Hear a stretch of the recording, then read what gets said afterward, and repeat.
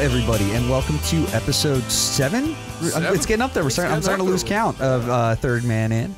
Brought to you by Head Check Health. I am Mike Hickey, and I am joined by Charles Pickett. And it's me, Terry Ryan. And we've got all three of us back today because Charles wasn't here last week when we talked about Bird Dog for that episode, which has gotten just a great reaction. Everyone's been really great in their support of that one. A lot of great stories and stuff told.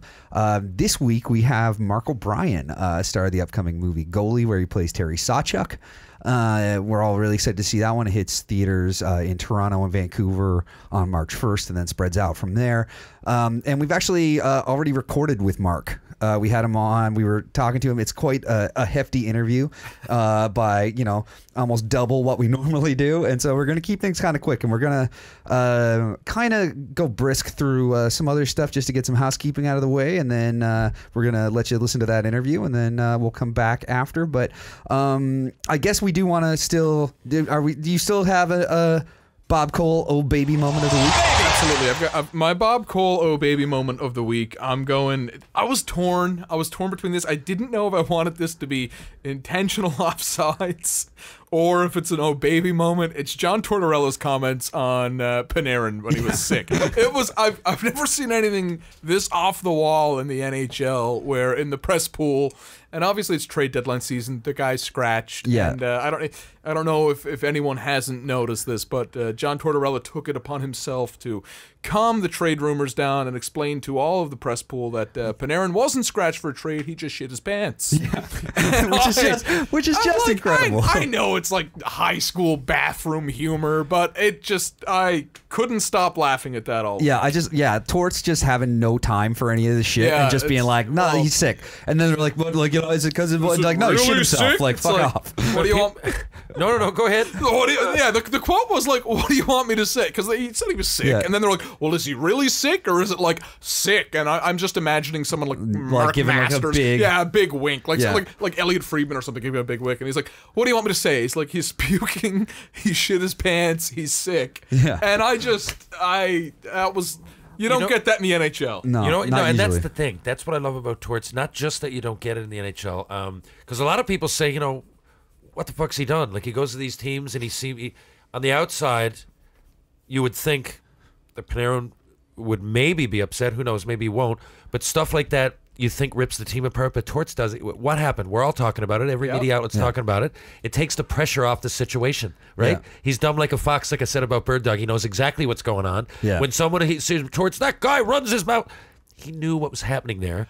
He took the pressure off himself and the team. Every booth in that fucking locker room or dressing room, when they heard about that, I can guarantee you the reaction was, he said what? Yeah. And they're all fucking in stitches. All dying, yeah. They're all in, but that said, as you know, like, I can't stand Matt Duchene, and now Matt Duchene has gone to the Blue Jackets, and I cannot wait to have some like Torts Duchene kind of back and forth. That was my other one that I was gonna have as an "Oh Baby" moment, the shopping cart deal, which is essentially, and I guarantee you the Ottawa Senators franchise didn't even give Duchene a fucking shopping cart, because that's like, they run you what, $50? Yeah. So he just had to like take his bag, walk. I'd say the Sens even kept his bag. Oh, I'd say. Yeah. It's going to be interesting to me with Tortorella and Duchene, because it's a bit of a head-to-head. Yeah. Duchene, if you think about it, okay, I know he's a great player. Mm-hmm. Now, what did Colorado do with him when he left? And how did Ottawa do when he got there? They got him last year for what reason?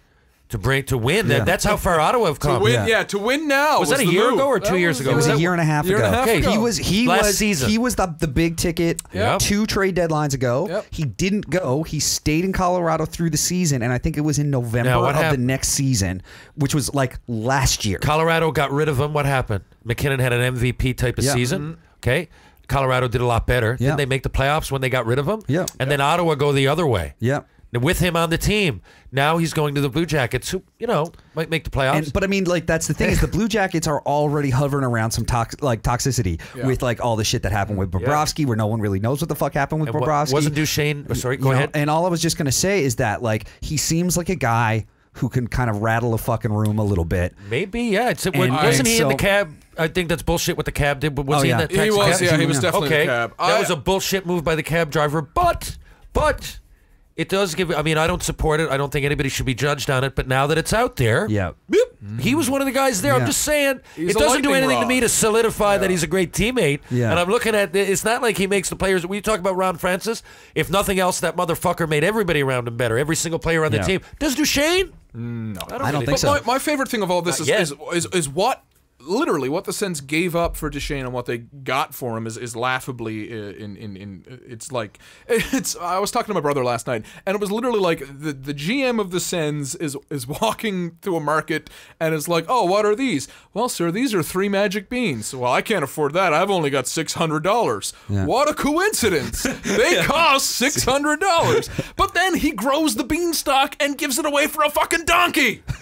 Literally, that's exactly like I've never seen a team do this. It's and I have no doubt that Duchesne is not sticking around in Columbus because he's got that reputation. The Sens team that picked up Duchesne was a goal away from the finals. A goal away, and look at how fast. And yes, they gutted house. They got rid of Carlson. They got rid of Hoffman. They did gut house. But Duchesne was brought to Ottawa to turn that throttle up. It was just to dial him to 11. Holy fuck! What a failed experiment, man! I've had science fair projects in fucking junior high that went better than that. And the thing is that it's a case of. I remember, and part of the reason that I have often stated my dislike for Matt Duchesne is I remember the year he got drafted, they did a feature on that draft class, and they just followed him around, and he was just the biggest piece of shit. But he talked in it about how much he had grown up as a Colorado Avalanche fan, how that's where he really wanted to go in the draft. I think they were like the 3rd or 4th pick, so they got him with and he was really excited to go to Colorado. And then look what he did. About how quick he just turned on them and was just like, no, I just need, I just don't trust. Like, for me, I just put trust I wish I got no reason to wish ill on him. I hope he turns it around. Now, this might be a defining moment in his career, but if I'm a GM, there's too many ifs. I don't think I'd take him. No. And I think he's gonna be one of those players that you get him every year in the summer in July, and you got all the people talking about what a big get he is. Yeah. He's going to be one of those contracts that doesn't get signed on July 1st. He gets signed maybe the 20th of July, and it's not going to be for the price tag because of all this. I think what happened with Duchesne, and I don't fucking know the guy. I honestly, besides his number and stuff, I don't know what he looks like. So I wouldn't, if he was on the Metro bus with me, I wouldn't know. But I think what happened... You probably would, because he'd be like, hi, I'm Matt Duchesne. I play in the NHL. It's like, fuck off. I think that what happened there is kind of, one, you get drafted to the franchise that you grow up idolizing. Yeah. And two, he genuinely wanted, the reason for demanding a trade was he wanted to play in the playoffs. And he wanted that trade, and I think they held on to him for like 18 months. It was a while, that would sour a person. I think you wouldn't be... I think if you demand a trade and they hold on to you for 18 months... naturally you're not going to be a good teammate because you're not happy. And then they trade you to a team that is close to winning a cup and you're not making the playoffs, and all of a sudden you probably look around and you go, holy fuck, how did I end up in this tire fire? So I think, can he be a good teammate? Probably. I think a lot of it comes with the weird trajectory that he had to go through to get that trade and then get traded to fucking like exiled Arctic fucking nation. But also like his I just have issues. But one of them is like, his numbers are like that first when he came on for the Ottawa Senators, he played 68 games for them after 14 with Colorado. And he was minus 23. Oh my God. 23 goals, 49 points in 68 games, and minus 23. I don't put a lot of weight. I don't put a lot of weight in plus minus, but that Sens team was also not a forward. But that Sens team was probably one of the worst teams since this Sens team, which is probably going to be one of the worst Sens teams. Yeah, until next Sens team. But but either way, I can't wait to see what happens. But that's the thing is, this all started from I can't wait to see how Torts handles Matt Duchesne. I think that's going to be entertaining. I think it'll be fucking here for it. I think it'll be swift. I think it'll be very swift. I think John Tortorella is the kind of guy. Oh my God, he's just going to go in. It's like, I heard about your type. I'm not going to take any bullshit from you, and that might be the only thing he says to him for a fucking week. Maybe if they make the second round, I think both of them will have proven that they can work together. I think it's that short. I got no. Again, I'm just going by assumptions on Shane, leading to all these little bits, little ingredients, and I know Tortorella is what are you going to call him? Boys, a hothead or whatever you want to say. He's a combination of a hard ass and a hothead. Let's say he's an alpha male. He's an intense gentleman. Now I get my OBB moment of the week. Yeah. The Weezer's Teal album, and I'll tell you why. Because I know you disagree. Right. I'll tell you why. We were going to talk about this 2 hours ago. I remember now. I should have. I'm not big on cover albums. Yeah. I have a Spotify account though. I have a cover. There's enough covers that I have a Spotify account if you guys want to follow.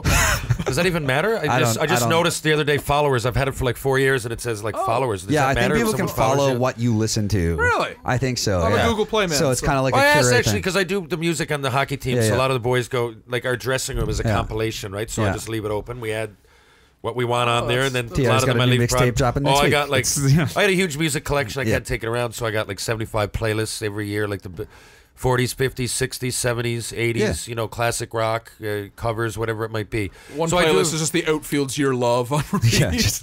Yeah, I love that song. It's overplayed now.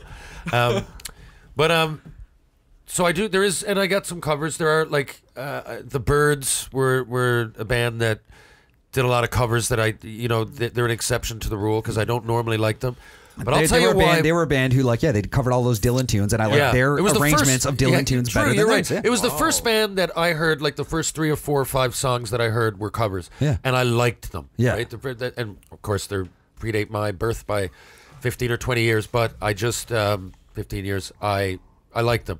So there are examples. Johnny Cash did a couple of albums that I like better than Rod Stewart's standard albums, for example. Some are better than others. Yeah. But the Teal album, I'll tell you why. On first listen, the songs, like they do Billie Jean on it, so that might even sound a bit cheesy. My favorite on it would be Africa. I didn't know it was happening. My buddy mentioned it at work the other day. So Andy Pine, shout out to the doctor.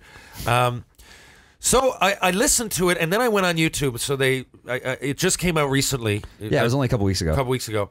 And on New Year's Rockin' Eve, they did it, and you see the whole crowd, lots of young people. Mostly young people. Most people, because for me that was even young. It came out when I was 4 or 5 years old. So for me to say I love that, like it reminds me of growing up. Like I mean, way back. I wasn't like a teenager or anything. So these people listening to it were younger, and when I listen to the top 40, it's such shit. Without getting into it, it's such shit. It's bullshit. It's most of it's shit, and the way it's done is shit. For example, Drake dropped an album. I don't not like Drake. There's a few songs, but he dropped an album in the summer. Be careful, Charles will hit you if you say a bad word. What I'm saying is that Drake. all 28 of the songs were the top 28 that week. Yeah. Right? Of the top 40. It's a bad record. 28. Scorpion's a bad record. Yeah, I don't love... So, like, if something like that happens, and there's a lot of people around there that are certainly... And lots of times it's maybe, I don't know, Ariana Grande, even though she's all right. Most of her fans are young. It's like going to a Backstreet Boys concert back in the day. I went to one, and there was mostly 12-year-olds. And mostly 12-year-old girls. So a lot of people, what's driving this is downloads and YouTube hits and phone rings, right? Like a phone ringtones. So what's driving the top 40 isn't necessarily what people are all listening to. So it's just getting the most downloads at one time, whatever it might be. Fucking ringtones? Are you kidding me? No, I'm serious. Wow. I just say Rolling Stone is a great podcast. Wow. And if you listen to it, go back a little bit, and they're talking about the top 40 and why it should be changed. Because now the format doesn't even at all resemble what you would normally consider popular music. If a funny little video comes out that appeals to a 13-year-old and it catches on, I mean, that was always kind of the case, but now it can be just sent around immediately. The more people that open it on YouTube, use it for a ringtone, which happens a lot. So ringtones alone, actually Drake's cell phone was actually used in the as an example.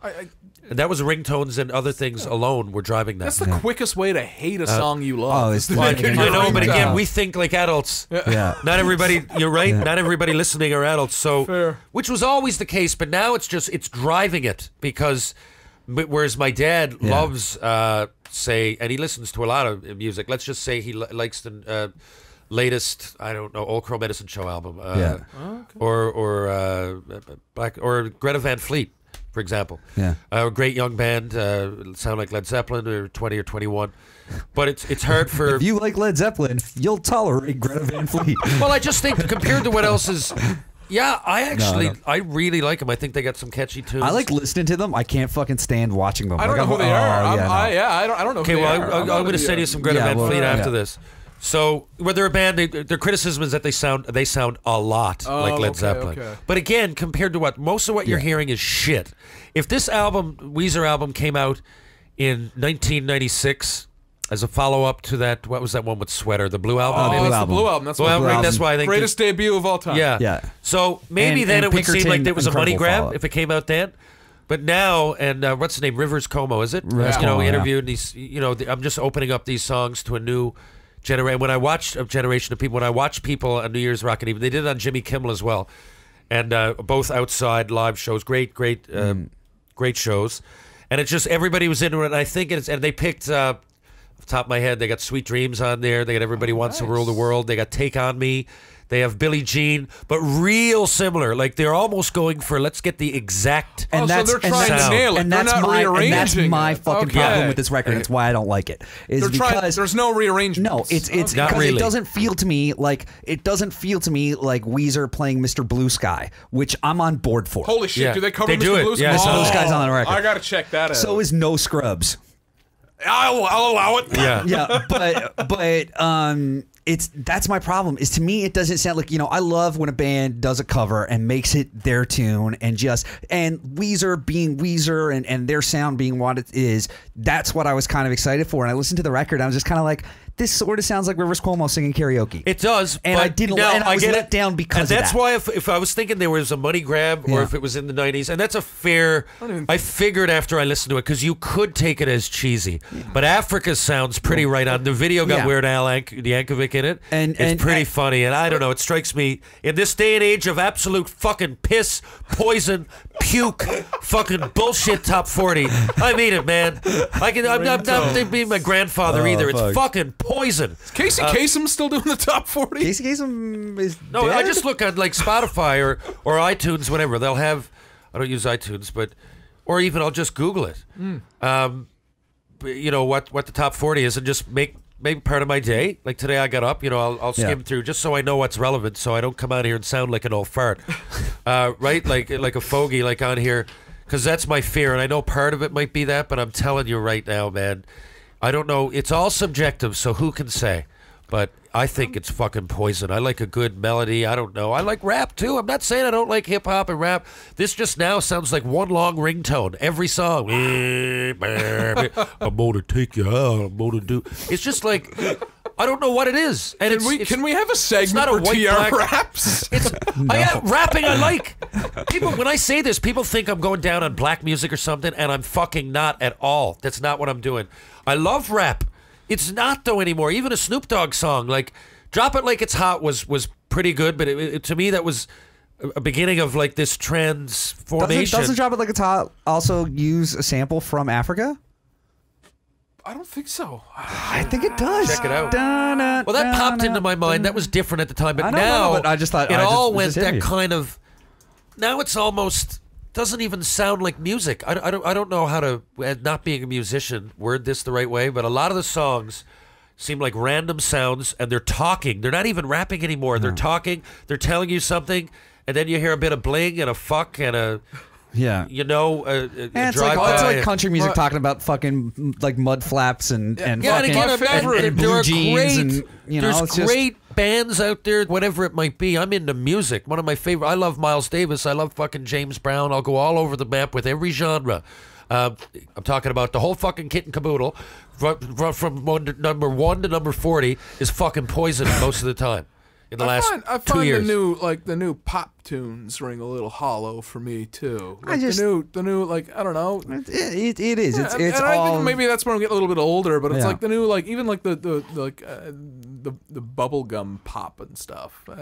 Is there even any anymore? Well, it's not really bubblegum. no I think it's all bubblegum is the problem, but I mean like there was a okay, point but where you there was guys a point haven't where- actually. You know what? But there was a point I'm where- talking. Check Yeah. out, I'm talking, check out and the you guys Weezer don't know. one. Bubblegum pop would even still be pop. That's a sound. You guys, it's great that we're here because I Yeah. bet you, I'm looking at both of you. You haven't actually listened to the top 40, have you? Oh Jesus! Oh, Jesus You're Christ, not no. going to believe what Not you hear. years. Go I'll on tell you, the last Spotify, time I listened to the go top 40, Yeah. I was working at the Esso service station in Wabush.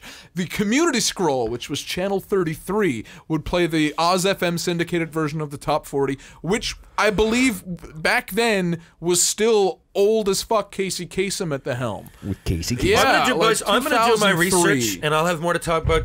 That's exactly. You're assuming that I mean current music, right? Yeah. You're assuming I mean out with Katy Perry. Katy Perry's not close. I'm not even. I'm talking about like when I read out some of the top 40. I wouldn't know any. You're of not the going to acts. know. Yeah. And when you hear it, it's one sound that sounds like a lot of them. Someone's being shot and they're agonizingly dying. Yeah. It's just one big long sound, and people that are reputable, like people go listen to Kendrick Lamar. I know he's got the odd good tune. I know. But a lot of these, or like Post Malone is like unbelievably mega. He'll have 21 of the top 40. Whoa. I'm a big Kendrick Lamar guy. But again, the way it comes out, I like a lot of Kendrick Lamar. Can't do Post Malone. Can't. The top three, like the top three right now, all of it. on the Billboard Hot 100. The top three are Ariana Grande.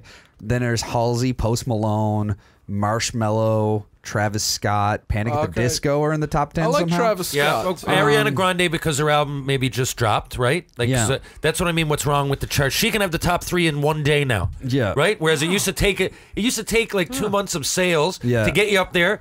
And like Greta Van Fleet, the way that they came out with it was like, we're gonna release a single. Hopefully it catches on, which was Highway Tune, right? And hopefully it catches on. They got them on Saturday Night Live. They get a bit of video.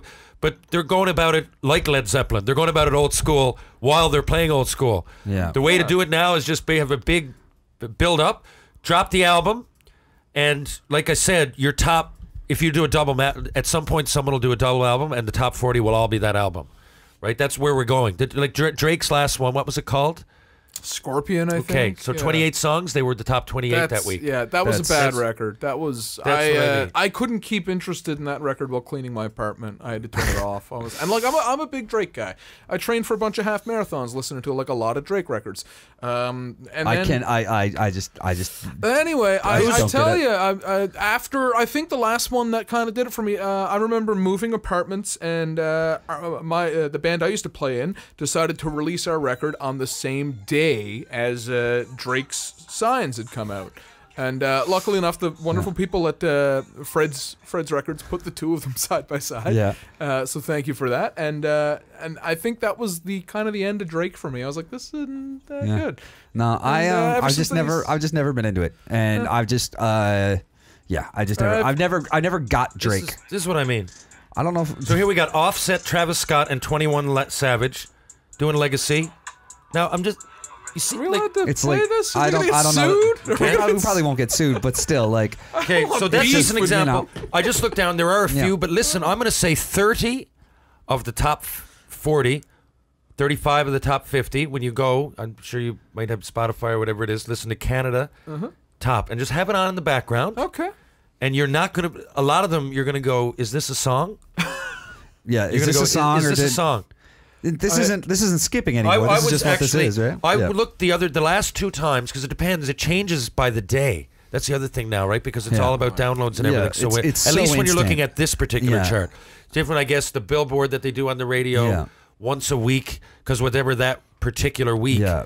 But that was even Ariana Grande is usually, I won't say foreign to the chart. She's on there, but it's dominated by, whereas it used to be mostly, say, Britney Spears and Katy Perry, and we'd go, oh, that sucks, that stuff, that's so pop and bubblegum, and, you know, give me more, I don't know, Sheepdogs or whatever it might be. Well, Sheepdogs are not even fucking close. They wouldn't get remotely close. They're one of my favorite relevant or bands lately. I've seen the Sheepdogs 3 times, and I remember about half of a concert. Wow, I really liked them. But I was just drinking all. Yeah, it was. One was Canada. I haven't Day, seen them. So. I heard they played down to Club One. They did not too long ago. That's the one time they came to St. John's, and I didn't make it. Actually, guys, to sum up what I'm saying, I guess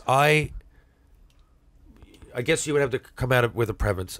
60s are my favorite genre. I like singer-songwriters. I like a good melody. I love harmony. But that would be my favorite. I'm also I mean, I know you're a huge Beatles fan. Have you seen the trailer for Yesterday? Yesterday I have. Yeah, I can't wait to see that. It's but you know the premise of the movie? I don't. It's a guy who's like a struggling musician. It's a Danny Boyle movie. Guy's a struggling musician, wakes up in a world where he's the only person who knows the Beatles. So then he goes around being like, "Here's this new song I just wrote," and like that's the movie. It looks fucking amazing. That's looks pretty wild. I'm just fun. literally my life can be summed up right now by just killing time until the Elton John biopic Rocket Man comes out. I'm so excited for that. With Taron, the guy from he was just in that Robin Hood movie no one knew existed. Yeah, like he's in. Yeah, boy, I bet a production company. I just want to, but I want to finish before because I don't want to. If I stop there, it's going to seem like that's all I like. I'm not saying. I'm saying that drives my moods. And I like a lot of recent stuff. I do. I like a lot of rap. I like a lot of hip hop. I like, Jay-Z's one of my favorite fucking artists ever. I'm saying a lot of what's on now, I think, is fucking poison. Maybe we can have people shoot in some messages, see what they think. I'm sure some people disagree with me. For the most part, I think what's on the top 40 over the last at least 3 years, I'm going to say is pure shit. Yeah, How's that? I'm 100% on board with that. Most is pure shit. But listen to it now, because you also think a lot of the songs that you're hearing that you think are on the top 40 aren't on the top 40. Yeah. So just do yourselves a favor. Next time, over the course of this week, listen to those top 40 or 50, it says on the Spotify in Canada. U.S. is even better. Canada's a better judge than the U.S. because Canada listens to slightly better music. Yeah, I really do think so. It's why the Tragically Hip couldn't catch on down there. It's why Arrested Development it got its own little following because I think the States are not as smart. I don't. And now I'm not saying that people from the States are idiots, although the people that are fucking fools. The people that are the people that are idiots in the States. But there's so many options. I mean, look at but it's not only that. Like the people in the States that are I mean, we're probably tipping 3 hours on this podcast right now. I was going to touch on the hashtag. Yeah, I was going to touch on the hashtag hot take. Well, here's what we're going to do. Before I go though, I got to say this one thing first. Okay. Because I don't want to offend all my fans in the States and all the fans of this show and everything. They're great people, okay? Tri-City, I'm going there this weekend to drop a puck. They treated me awesome. I graduated high school in Washington State. I'm saying that each system is different. They got 50 fucking states. It's a big place with a big population. Canada, you travel across, you can drive across. I can go to Mud and say, I know someone from Regina. It's a lot. There's as many people in California. 50 states with 50 different cultures. Someone from Texas might not have been to New York. They can't relate. I'm not saying I really do think their school system is not what ours is. I really do think it. Haven't been through it, although that was 20 years ago, 25. But I do think it. And I think that if you're down there and there's a lot of people everywhere, but the South comes to mind. I lived in the American South. And oftentimes, non-education is celebrated. I think that's a bad thing. And I think we're drifting. But I mean, that happens here too. Like, it happens here too. I think it happens there more. Ignorance. All I said is that it happens there more. Trust me. And it's an old adage that I feel that the empty can rattles the most, and that's what I was going to say about the United States people. When the people in the United States are, like you said, everyone has fucking idiots. We've got idiots everywhere, but I feel they're always the loudest of the population. Fair enough. That was going to feed into my hashtag hot take. Well, let's hold the hashtag hot take because what we're going to do is we're going to go listen to the interview that we did with Mark O'Brien. Okay. And in an hour and 45 minutes, whoever's left after that can come back and hear your hashtag hot take. Mark touches on my second hashtag hot take in this, and you'll know it when you get there. All right. But so we're going to go right now to the interview we did with the star of Goalie, which is a new movie about the life and death of Terry Sawchuk that's coming in theaters in select Canadian cities in Vancouver and Toronto on March 1st. It's written by Jane and Adriana Maggs, who are also Newfoundland natives. From Corner Brook and partially based on a book written by their father, which is cool, and directed by Adriana. So here's a chat we had with Mark it seems like a while ago now, but it started a while ago. An American Top 40 conversation ago. Yeah, all right. We'll be right back. Concussions are serious business. Concussions and post-concussion syndrome had a huge effect on my career. Whether you're a player, a concerned parent, a coach, a risk manager, or an executive, they're a major area of concern. HeadCheck Health has developed software and services that improve the way concussions are assessed, tracked, and managed at all levels of sport. Their goal is to create a safer environment of play by giving better tools to the individuals responsible for documenting and assessing concussions and providing better data to administrators to make real health and safety improvements improvements. HeadCheck currently works with organizations across the country like the Canadian Junior Hockey League, BC Hockey, Rugby Ontario, the Western Lacrosse Association, and more to advance their concussion management practices. If you're interested in learning more how HeadCheck can help your team or organization, please visit headcheckhealth.com or email info@headcheckhealth.com. That's headcheckhealth.com or info@headcheckhealth.com, and tell them TR sent you. Ladies and gentlemen, go again. Actually, fuck, leave it in. Ladies and gents, it gives me great pleasure to welcome my good friend, former CBS Raider, Republic of Doyle Rebel, Exclaim Summit Series standout, left winger, Canadian actor turned Hollywood actor, Mark the Mobster O'Brien. Mobster, thanks for joining us. Thanks, man. I'm CBS Raider. CBS Raider. I can't believe you dug that out. Well, your picture's on the wall up there. I still go up and do hockey clinics once in a while. Under that sign of the Daffy Duck or whatever the fuck. It's been there 30 years. Well, but you know what? We all have our honors in life, and that's mine, I guess. That's it. You were an all-star, though. There, you know what I mean? You were a dangler. You were in the all-star team. I watched some of my buddies were in the team pictures up there. I look at the walls. You're Hall of Fame material, I guess you could say. You know, they got that little room in the CBS, in the old rink. Yes. Now they have a new one, though, and I must say it's awesome. I get to play there once in a while against the senior team. Have you been in it? Man, I haven't been up there in 20 years. No, not 20 years. Maybe 15. Well, what do you mean? We shot Republic of Doyle there about 5 years ago. What the fuck are you talking about? We were. What do you mean, up like in the rink or actually in CBS? Because I remember being in CBS with you. In the rink. Oh, in the rink. Oh, I see. There, 3-4 times a week. But I was actually there when it crossed over from the Raiders to the Renegades. Oh. Yeah. I wasn't a fan of that. I guess you were, but okay, that was why you were saying, yeah, when the call on the Raider was the right one. And you know what, Mobster, that was in my mind. And I guess the team I'm playing against now would be the fucking Renegades. But it's always Raiders to me because I grew up playing against them and with Kurt Walsh and Terry Walsh and Gordy Walsh. Oh, yeah. And every other Walsh. They were actually, those three were pretty good, though. They all went OHL, those guys. Gordy Walsh drove the Zamboni where I'm from in Walbush, Labrador. Wow. Oh, yeah. I know another Gordy Walsh who slung dope down by that convenience store at the bottom of Signal Hill. This might be the same Gordy Walsh that ended up in Labrador. Whatever happened to Gordy Walsh, the hockey player, anyway? Maybe it was him. Was that his way of slanging dope? He'd drive over in a Zamboni and drop it off and then batter up? Hey, yes, it is. See, there's a short film, Mobster, and it all starts somewhere. Which brings me to my first question. What the fuck? What the fuck, Mobster? You're jazzing it up. You're on Republic of Doyle. It's all good. You're local. You're Canadian. You're national. Then all of a sudden, boom! Coming to you from New York. He's in New York today. We were wondering if it was Toronto or Hollywood, but now you're in New York. Anyway, I'll ask you about the Sawchuk thing in a few minutes. Chucky here got a couple of questions for you. I just want to know, the ride. Like, how fast, how much, how... Are you beyond the point of being overwhelmed yet?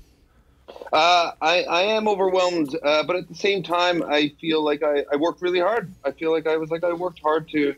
And, that you always have another goal, right? Like, you're not always necessarily always satisfied. Like, something great happens and you're like, okay, cool, what's the next thing? And I feel very fortunate, really lucky.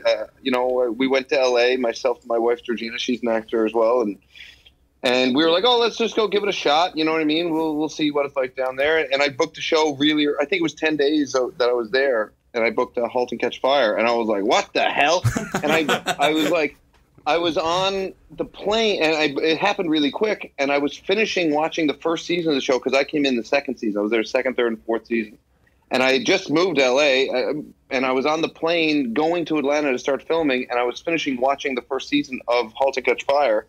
And then as soon as I got in, they were ahead of schedule, so they brought me straight to set. Huh? So it was like being in a video game you were just playing. I was like, oh, I just watched this. I was like, oh, that's the girl from The Thing. That is like, oh, right, I'm in The Thing now too.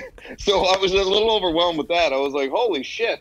But it was great, man. I was really lucky. Like, you know, really, I got a lot of support, and yeah, man, I am overwhelmed, and I got no complaints. Well, Mobster, look, when I guess I met you before I got involved in the film industry. For those who don't know, about 7 years ago now, I got a job with my fucking folklore degree. I couldn't find anything. I nearly got a job, guys, in the Bell Islands Library, and life wouldn't have been the same, would it? Oh, It would have. I know. So I took. It would have been. I got into locations. Yeah. That's a short film there. Yeah. Working at the Bell Island Library. Nearly happened, guys. No. Nearly. That's a 6-episode miniseries. I would have taken it. We call those like prestige limited series, I think. Guys, I would have taken it. I was fucking considering going up north. I was considering going to Fort Mac as a rig hand, whatever I could have done, and then I got a job as locations on Republic of Doyle, which is bottom of the barrel, I guess. I hate to say it like that. It's not. Locations. Not only is locations like completely underrated. Like it's underrated. Such a crucial It's the part. It's such a underpay. hard job. It's got no thanks. If you're doing that job well, no one notices or cares. But if you're a rock star, you're a rock star. Yeah, I agree, and I have a weird kind of like fascination with appreciation for it. I don't say this to sound all like altruistic and shit, but I often, when I'm on set, I'll ask like the other actors and stuff. I'm like, "What do you think is the hardest job on set?"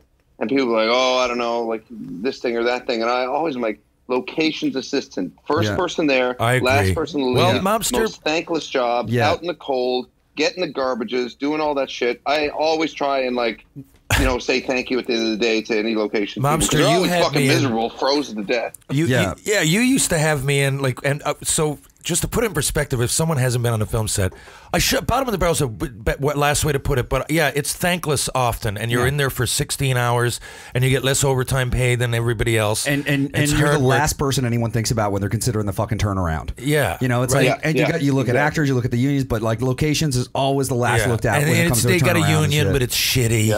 You know, it really is. It really fucking is, man. And I'm saying this, I still do locations. I either do locations or set dress. I just act here and there, and I do a lot more stunts. But like, you know, at that point, my foot was just in the door from the point of view that I got a job on set. I needed work. I didn't ever think I'd keep working in there.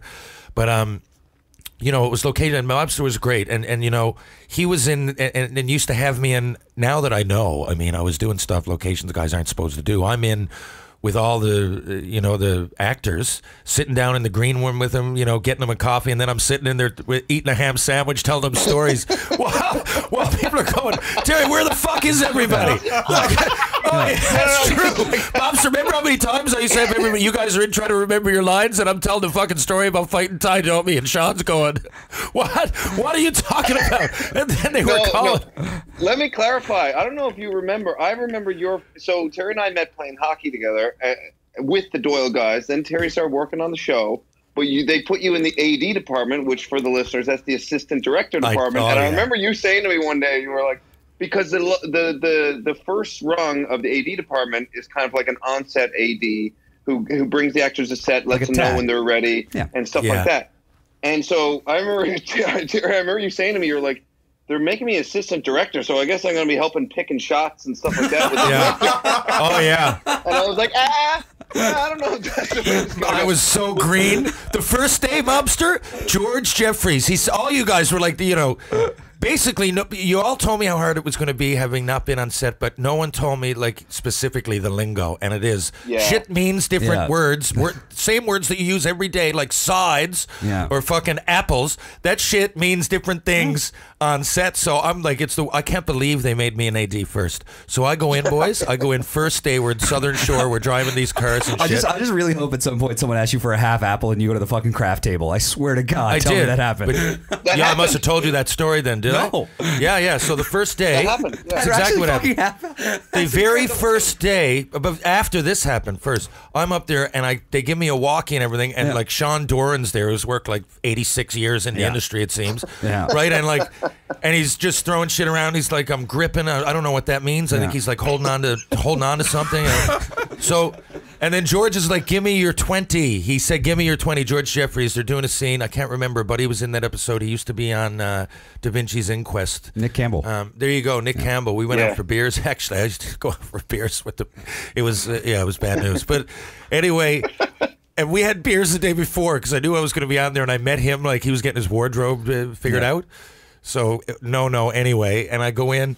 I got sandals on. It's the summertime, and you're not supposed to have open toes. So it's just no. And I run into George, and we were on the road doing these shots, so I had to run like half a kilometer with a $20 bill. But he's like, dude, that's what I did. I gave him a $20 bill. He said, "Give me your 20." And he's like, "I wanted to know where you fucking were." Yeah, I said, where are you? Where am I supposed to be? He said, "The orange store." I said, "I just ran to you from the orange store." He said, "Yeah, you could have just said you're at the orange store. That's what I asked for." I said, "Holy fuck." And then later that same day, Micah asked me for half an apple.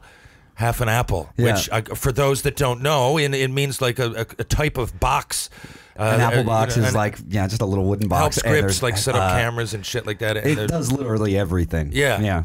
In there, you wouldn't think, but it does, right? So I chopped an apple in two. I went and gave it to him, and everybody at the table was like, "Why are you an AD?" And it was really weird because a lot of ADs are just starting out and they got out of film school, or they're like 19 or 20 and they know a lot about it and they're fans, whatever. For me, I can't say I didn't love movies, but that was about it. So, but people that knew of me, it was like weird because I was like in my mid-30s, and I just like became, I had a tough guy role in the NHL at times, and people were like, because they should have really snapped on me more than once, but it felt. But they didn't. But it was great because you'd be there sitting with us, and like on set. Except what they do. So so people are listening. Sometimes they'll put the actors' chairs, quote unquote, off into another area, like a green room, and they like protect the actors. Oh, that's where the actors go. That's where the actors go.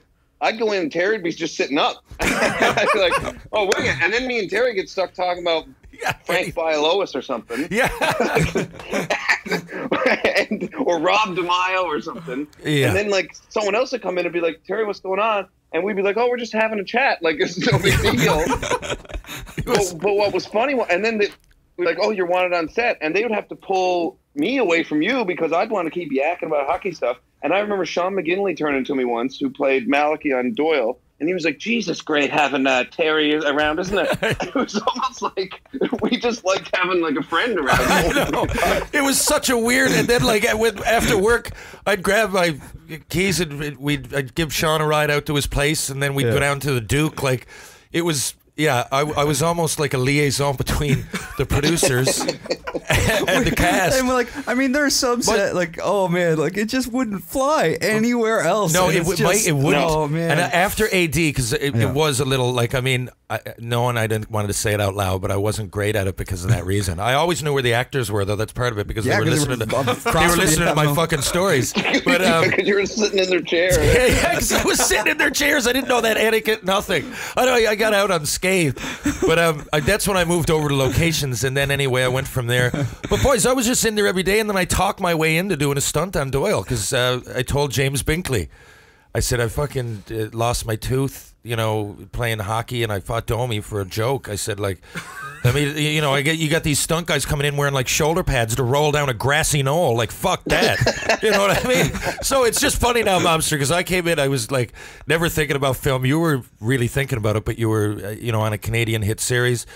But I don't think it's funny like years later to see where you are now. Now you're acting, and I'm doing some acting. It'd be funny to be. I don't get a Little Dog in the States. You can't see it on CBC, but I see some clips here and there. Joel's a buddy of mine, and Sherry White's a friend of mine, and all the people involved. And I saw a couple of clips. I was like, "Geez, Terry looks great on camera." Like, I was like, that works. Well, and it's so weird because I'm not saying that to blow smoke, because when you watch a movie or you see a trailer or you see something, even if it's just a clip of someone, you can tell if they kind of work on screen or not. You know what I mean? Well, no, and thank you, Mobster. I appreciate that. You know what's funny, Mobster? Having the no tooth got me that role in Frontier at the beginning because it needed to be a bloodied, battered soldier. That's where I saw it too, yeah. Right? Yeah. So the very first scene in Frontier, and then on Doyle, I did a couple of stunts, but there was once I played this pimp drug dealer guy. Helped me get in the union. Like I didn't say anything. I grunted, but I had. I remember that. I had.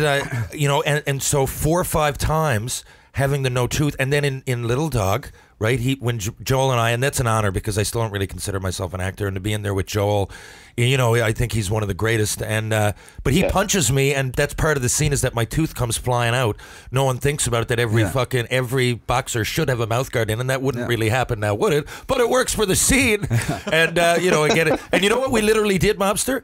That was a chiclet, and I was on the show Spittin' Chiclets, the podcast, great hockey podcast, the day before, and I said, how ironic is that? The next day, I actually had to spit a chiclet as part of my work. Can you imagine? Never happen again. What are the fucking chances on that? That's fucking fantastic. You know what's crazy? A bit off topic, but I was listening. Has to anything been on topic yet, though, Mark? No, For fuck's sake.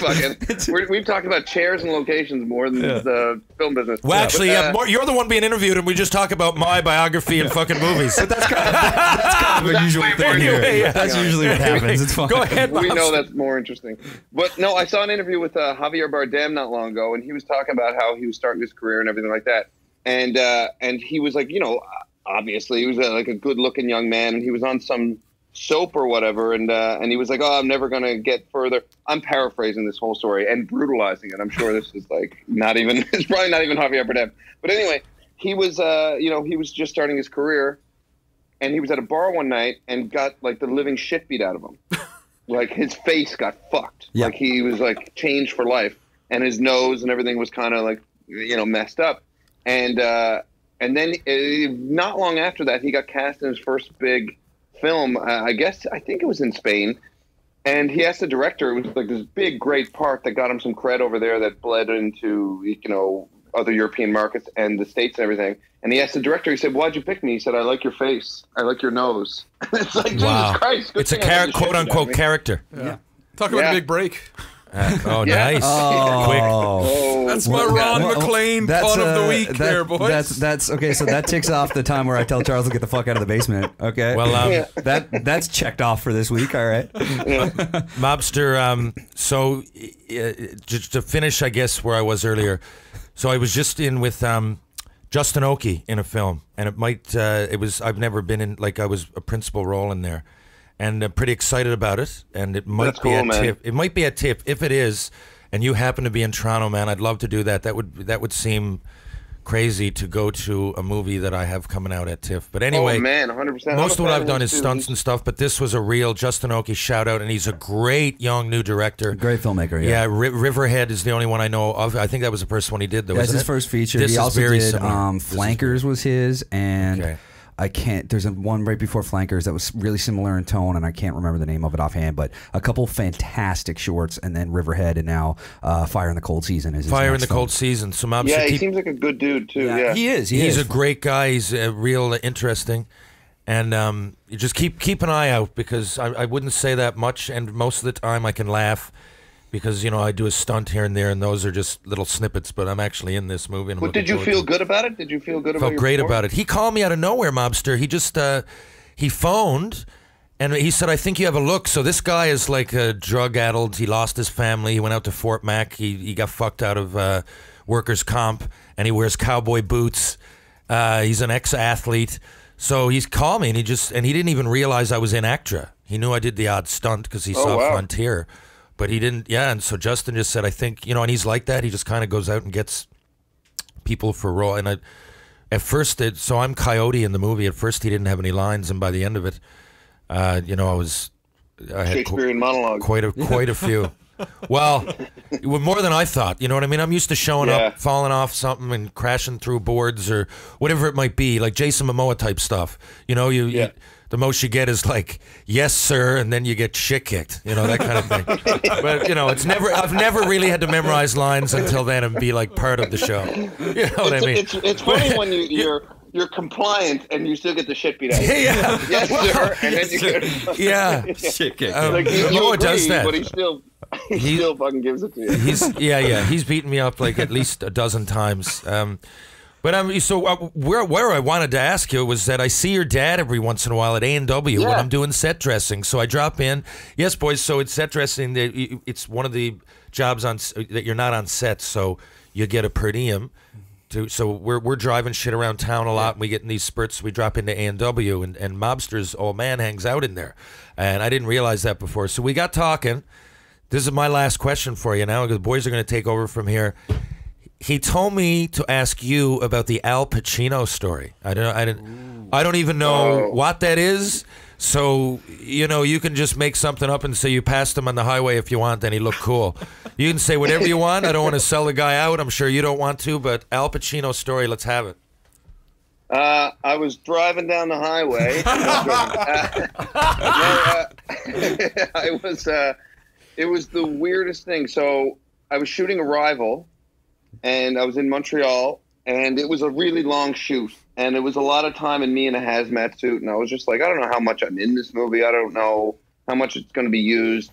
I was in awe of Denis Villeneuve the whole time, but it was just like it was a long run, right?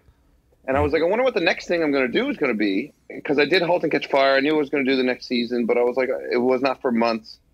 And then my agent calls and he said, can you send me your theater resume? And I was like, well, Jesus, I haven't done theater in years. Like I've done probably 24 plays, but it's been a long time. And this is 2015. So I'm like, what is it? And he won't tell me. So I'm like, all right, well, I'll cobble together the resume. I'll find it. And I send it off to him. Then they're like, they want you to do this tape. So I do a tape. Then the powers that be all watch the tape. Apparently they liked it. Then it's like a Wednesday, and the auditions for this thing were Monday in LA. And I was living in LA at the time, but I was in shooting in Montreal. And that Friday we were traveling to Rimouski to shoot the rest of the movie for 2 weeks, which is 6 hours north of Montreal. That's a haul. So I was like, well, how the hell am I going to do this? So they rearranged the people, the casting people involved, rearranged this whole thing so that I could audition on the Saturday. So I sent all my luggage that I had in Montreal for 2 months. I sent it with some guy. I went by some office. I didn't know who it was, and I just said, hey, and it was some guy like, you know, Pierre or something. I was like, this is all my stuff. He's like, who are you? I was like, I'm Mark. And he was like, what? And I was like, Rimouski. He's like, yeah, don't worry about it. I was like, okay. And then I left. I was like, I guess it's going to get to Rimouski. I get on a plane. I fly from Montreal to Toronto to San Francisco. I booked a hotel myself. Check in the hotel. The next day, I have a meeting with the director of this thing. She is doing a play at Berkeley, which is in Oakland. Yeah. I have to go over in her lunch break, meet with her, then get on a plane, fly from San Francisco to L.A., and I went straight to Al Pacino's house to read with him and David Mamet. Are you fucking kidding me? It was insane. It was absolutely Holy insane. fuck, mobster! Yeah. So it was just me, the casting director, Sharon Bialy, who is the most wonderful woman in the world, David Mamet, and Al Pacino at his house, because that was the only time we could do it. The rest of the auditions were on Monday. So it was a two-hander play on Broadway, was what it was, that David Mamet wrote. And I was like... And so two-hander, so it'd be you and Pacino. Yeah, it was just me and Pacino. Wow. And I was like, you know, he's in like probably 65% of the play. It's just him on stage. But I'm the only other character. So I was like, holy fucking shit. Like, I was like, I'm going to lose my mind. So I learned the whole script. I only had certain scenes I was supposed to read with him. So I learned the whole thing, though. I was like, just in case. So we sit down, and you think David Mamet is going to be kind of like, you know, based on his previous work, he might be like this kind of like tough, old guard kind of guy. Yeah. He's a sweetheart. He's the sweetest guy you ever met. He's like, hey, Mark, how are you? Hee, hee, hee. I'm like, what the fuck?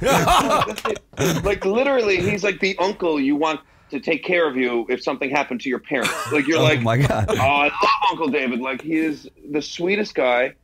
We're chatting, and then Al comes out. And it's a Saturday, and Al's dressed in well, it's not big. I mean, you know, it's just all black. And he comes out, and he's like, hey, how's it going? And I was just like, hey, like trying to be casual too, right? Like, Jesus. Fuck's sake. He was doing reshoots that day for a movie that he had done, and so he comes out and he goes, I'm sorry, I'm not normally dressed this prosperous. And I was like, you could be wearing a thong, man. I don't give a shit. And then he kind of liked that, I guess. And then and then we had a yak and we read the scenes. He was like, let's keep reading it.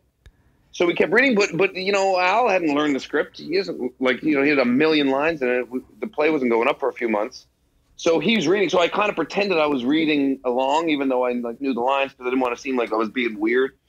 So I'm doing it, and then Mamet is like loving it. Mamet's like, yep, like he's nodding the whole time I'm doing it, like I got the role kind of thing. I'm like, this is, and the whole time, like it was a complete out of body experience to every degree. Like I was like, there was no point when I was like, yeah, this is actually kind of normal. The whole time I was like, holy fuck, I'm on acid. And it's not good acid. And it's not like you can take out your phone. In most situations, you document it, but you can't, right? It's an old school situation. Yeah, and I pinched the shit out of every part of my body, so I'm like, I can't even feel anything. And then Pacino was like, he was like, well, I got to tell you, you know, I saw the first 15 seconds of your tape, and I said, I like this guy. And I was like, can you say that again? Like, what the fuck? So it's like they're super complimentary. They're 2 hours, and I'm like, this is crazy. Al is everything you want him to be. Just super funny, cool, but inviting. Like, it was. I couldn't believe just what absolute gentlemen they both were. And then, not that I wouldn't think they would be, but just more like they didn't act like they were of the stature they're like in any way. Yeah. And then I finish and I give Al a hug and he's like, great work, like really, really great work. And I was just like this is insane. And I leave and Georgina, my wife, picks me up because, you know, I do live there. Yeah. So I'm just going to go home. So I go outside and she's there and I'm like literally like the highest of highs. Like I can't even sit still. Al Pacino was my hero. He was my number one actor my entire life. And still is. And I was like, this is crazy. So I go home. The next morning, I have a 6 a.m. flight to fly back to Quebec. Then I hired a car myself, which cost $600 to drive me to Rimouski. Because I was like, I can't take the chance of renting a car and it not being there or whatever. I was like, I need to hire a car so it's there. So it cost $600, drove to Rimouski, got in at like 4 in the morning, got up at 6 a.m. and shot. And then, like, you know, the whole day, and Denis was asking me how it went and everything, and because I told him about it, I was like, so nuts. Then the next day we're on set, and actually it was that night, my agents call, and they're like, and I still didn't hear the words properly. They were like, ultimately, you didn't get the part. And there was 2 other guys or whatever, and one of those guys got it. And I broke down and sobbed. I wept. Like the saddest, and I was like, it was the first time ever I didn't actually hear it. Like they were like, "You didn't get the part," and I was like, "Yeah." So what's the deal? And they're like, "Well, it just turns out you didn't get it. They gave it to someone else." I was like, "Well, I don't understand." Like I couldn't understand it. And the guy who got it, I actually looked him up, and he seemed a bit better for the part. And then anyway, I went to set, and I cried every night for a week. And I'm not a big cry. I'll cry. I hear really you though, man. Frustrated, I've noticed in my life, but not like out of sadness. And I was like, so sad. And Denis Villeneuve came up, and I think he could tell. He was like, "How did you find out yet if you got it?" And I said, "No, I didn't get it." And he said, "Well, it was a privilege to be there. It meant a lot that they wanted you there, and just carry that with you. And now let's go back to work." Well, you know what? And it was the best lesson ever because I realized you can do a good job and feel great about it, but sometimes you're just not right for the role. And I think that they were right with who they cast. And then that play did not do very well. It just didn't perform well. I thought it was a good script, and I think I would have liked to have seen it. I just, you know, for whatever reasons, it just didn't end up being quote unquote a success. But I still would have killed to be in it. I'd go back in time to be in it if I had the chance. But that's why you're where you are. Ups and downs of the industry, and you know? And it was the greatest privilege of my career for sure. And that's why you're. Go ahead, Mike. Oh, I was just gonna say, like, I mean, like you said, it's so surreal. You're there pinching yourself the whole time, but then when like you don't get it, it's still Denis Villeneuve who's fucking consoling you, which also must kind of soften that a little bit, right? It's like, no, it's cool. You go back to work with me, it'll be fine. It's like, well, yeah. But the director of Sicario is giving me a hug. I'm like, things aren't so bad. But what point in that? Because you were like the way you kind of told the story. What point did you find out it was Pacino's house you were going to? Like, at what point? Because your agent didn't kind of tell you at first. So, like, what point did you find out exactly what was happening? Well, we thought I wasn't going to be able to make it, and I was like, no, I will. That just can't happen. It's an impossibility. I even asked Denis to switch a shooting day, which is an insane thing to do, but I had to. He did everything he could to try and do that, and it was a helicopter day. They had a helicopter for one day, and I was in that scene. Which, guess what? You don't see me in that scene anymore. But he didn't know that, and so he was like, I don't know if I can do it. And he, God love him, tried everything. He's making this $50 million movie. He's trying to help out the guy who's in 10 scenes. He's trying to help his career. Yeah. And it didn't work. So I was like, I'm not going to be able to make it. And then it was literally the day before I booked the flights. The casting director, God love her, Sharon Bialy, who cast me in *Halt and Catch Fire* and *The Last Tycoon*, actually. She moved mountains And Mamma and Pacino too. I mean, Pacino to be like, I'm gonna let this fucking young blood come over to my house. Like, I can steal shit. He doesn't know. Steal shit. Yeah, like, I mean, like, you know, Al Pacino doesn't want you to know where he lives. Like, Yeah. that's the last thing. Yeah, and he was like, yeah, come on in. Who cares? Like, I'm like, well, I could be anybody. Yeah. It's like could be my Absolute first madness. That's bonkers, man. That's so cool. I'm still blown away with the revelation we just got laid on us that Al Pacino is a hugger, you guys. Yeah, That's... gig. Yeah, he initiated too, because I was like, I don't know, do I shake his hand? Do I just leave? Like, Bring it in. yeah, he's like, come on. You didn't steal anything. Come closer. That's probably what he's doing. He's patting checking. you He's down, giving you yeah. a pat down like an airport security guard. Well, Mobster, Yeah, he patted me down to see if I took any spoons or anything. This is Al Pacino's ashtray, everybody. Maybe that's why I didn't get the part. Maybe I accidentally slipped something in my pocket and I didn't notice. And he felt it and was like, no. Yeah. Mobster, you know what that's like? It's kind of thing. The first thing, you know, that's kind of a metaphor I often say, like, you know, for your career. That earlier when we called, you said I'm in New York, and you're the most humble guy I know. But what you do know is that you worked hard. You know that. You're positive of that. And you took that leap, and you and Georgina went to L.A., and nothing was guaranteed. You went there, and then that's a big step. And it's very similar to hockey. I often say, you know, you got to work, and you got to keep at it. You got to keep at it, and you know, just leaving home for a 16-year-old. Most of them come back. It's a girlfriend, or it's boozing, or it's something. Yeah. In your case, you know, you had a lot going on here, and you left a comfortable situation. I went down hoping for a more comfortable situation, but you didn't really know. And you've taken your lumps. And I often say, because Penny Lane is 8, but she's in that movie with me, Fire in the Cold Season. She's gone to like auditions, like she loves it. But I was like, you know, it's hard to kind of tell her. But I'm like, you know, in this business, a lot of people just hear about the good stuff. But like, there's so many auditions you go to, and it's like direct letdown. Oh yeah. You know, and so like for you to be there. You know, that's why. And the story you just told about Al Pacino and how upset you were and everything, but what you do next time, you'll go back and you'll try to be more prepared if that's even possible. But no, it didn't fucking knock you down, did it? And no, what doesn't kill you, man? What doesn't kill you? And, you know, secondly, people ask me, I often tell stories and I'm laughing and got a smile on my face about like a silver medal. One is in Bratislava in 2011, our national ball hockey team, Team Canada. We lost the Czech Republic in Bratislava.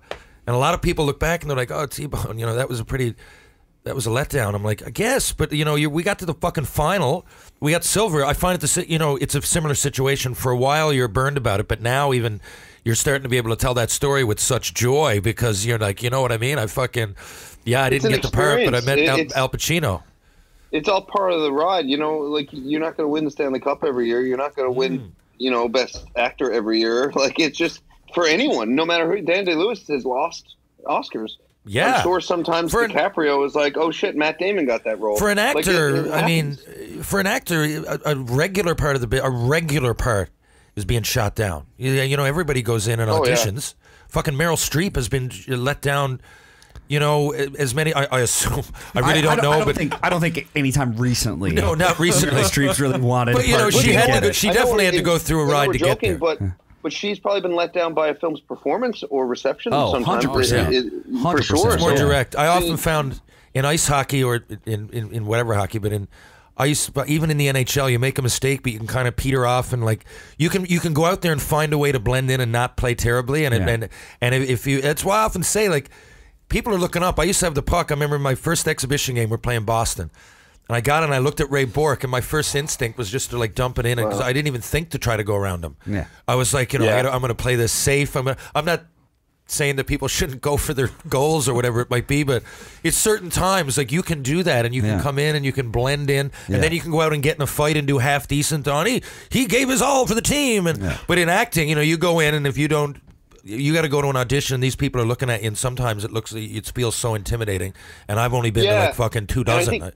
I think part of it is like when I go into audition, it's kind of like, well, I'm also auditioning them in a way. I want to see if I want to work with them, and what I'm doing in that room. These people who I'm auditioning for have worked way harder on this material up to this point than I have, because I only just got, you know, what I'm going to do for the audition. But that audition, that whole purpose is for me to go in and show them my take on it. So I can't be intimidated by them, because I'm like, you guys don't even know what I'm going to do. I hope you like it. But if you don't, I mean, then tell me why you don't like it. I never leave an audition without feeling good. I'll always be like, did that work for you? I can do this. And if they're like, no, we got it, I'm like, cool. I'd like to do one more, please.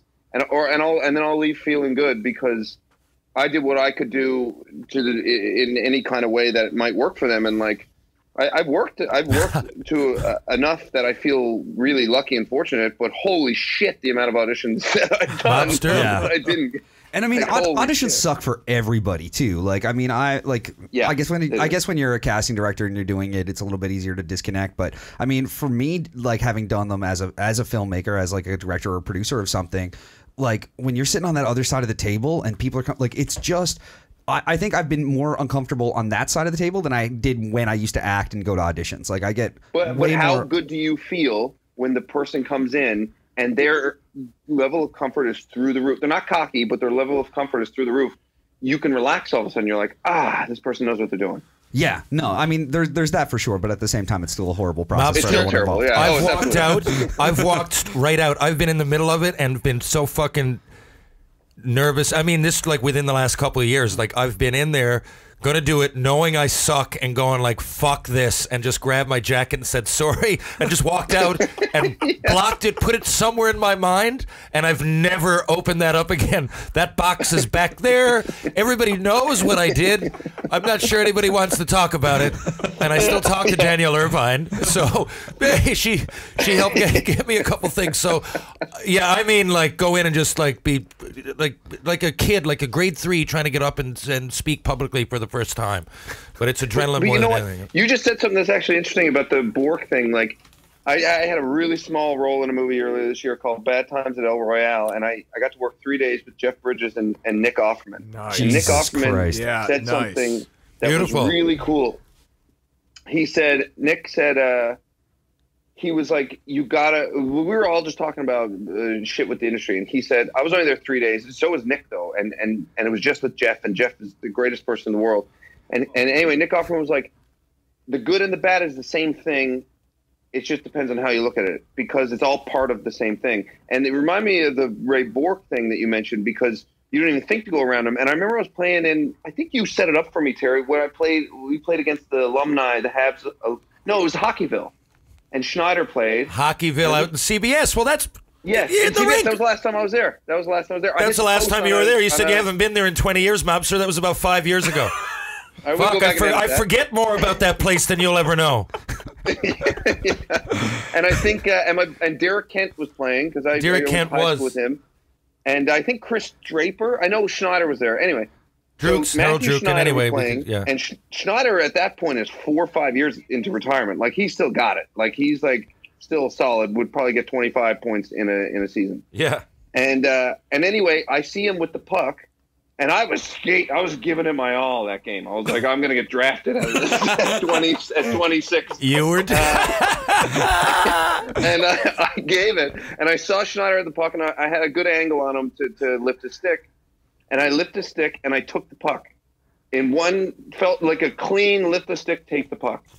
And as it happened, I was that excited with myself that I didn't know what to do next.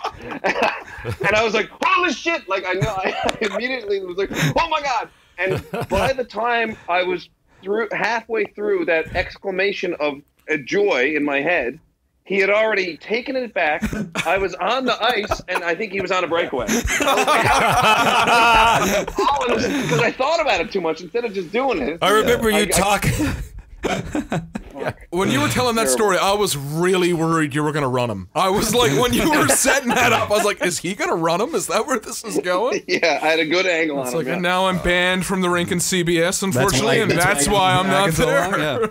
Yeah, they took the picture down. Yeah, replaced it with one of Schneider. For one quick second, you could in your mind you were going, I feel pretty good about this. I just took the puck from Matthew Schneider. For one brief, you know what it feels like for that second. It felt so good, and I swear to God, I think I probably sprained my wrist too in the middle of it. Was flat down on the ice. I feel like my pants came down like in front of the crowd. Like, it was like everything bad happened in the blink of an eye. Ironically, it was probably the most people there to see you in the very rink that you grew up playing in. That was packed. Yeah, I remember that, and because Cherry was there, Don Cherry and Ron were there, and me and Alan we got such a big round of applause that some of the guys we were playing with were like, "Who the fuck is this guy?" Because they didn't watch Doyle. They're like, "I played in the NHL for 10 years, and this fucking young buck, who the hell is he?" Scouts are all there looking for the 26-year-old wonder. Yeah. Well, he gets a good response from the crowd, so You sell a couple jerseys. He took the puck from Schneider for that millisecond. But of course, so you played out. Terry mentioned you were a left winger. I mean, we played some Friday afternoon skates together and stuff. And then, had you ever played a net before getting ready for this latest role of Sawchuk? I guess we should preface that with tell people what it's all about, because I think I forgot to do it. You're in Sawchuk. It's coming out this week, right? Goalie, yeah. It's called Goalie. It's called Goalie. There you go, Goalie. March 1st, Mark? Is that the March 1st in Toronto, Vancouver, and then it'll spread after that to other stuff. Go ahead. I just thought in my head, I guess, that not everybody would probably know that because we get some listeners from all over the place.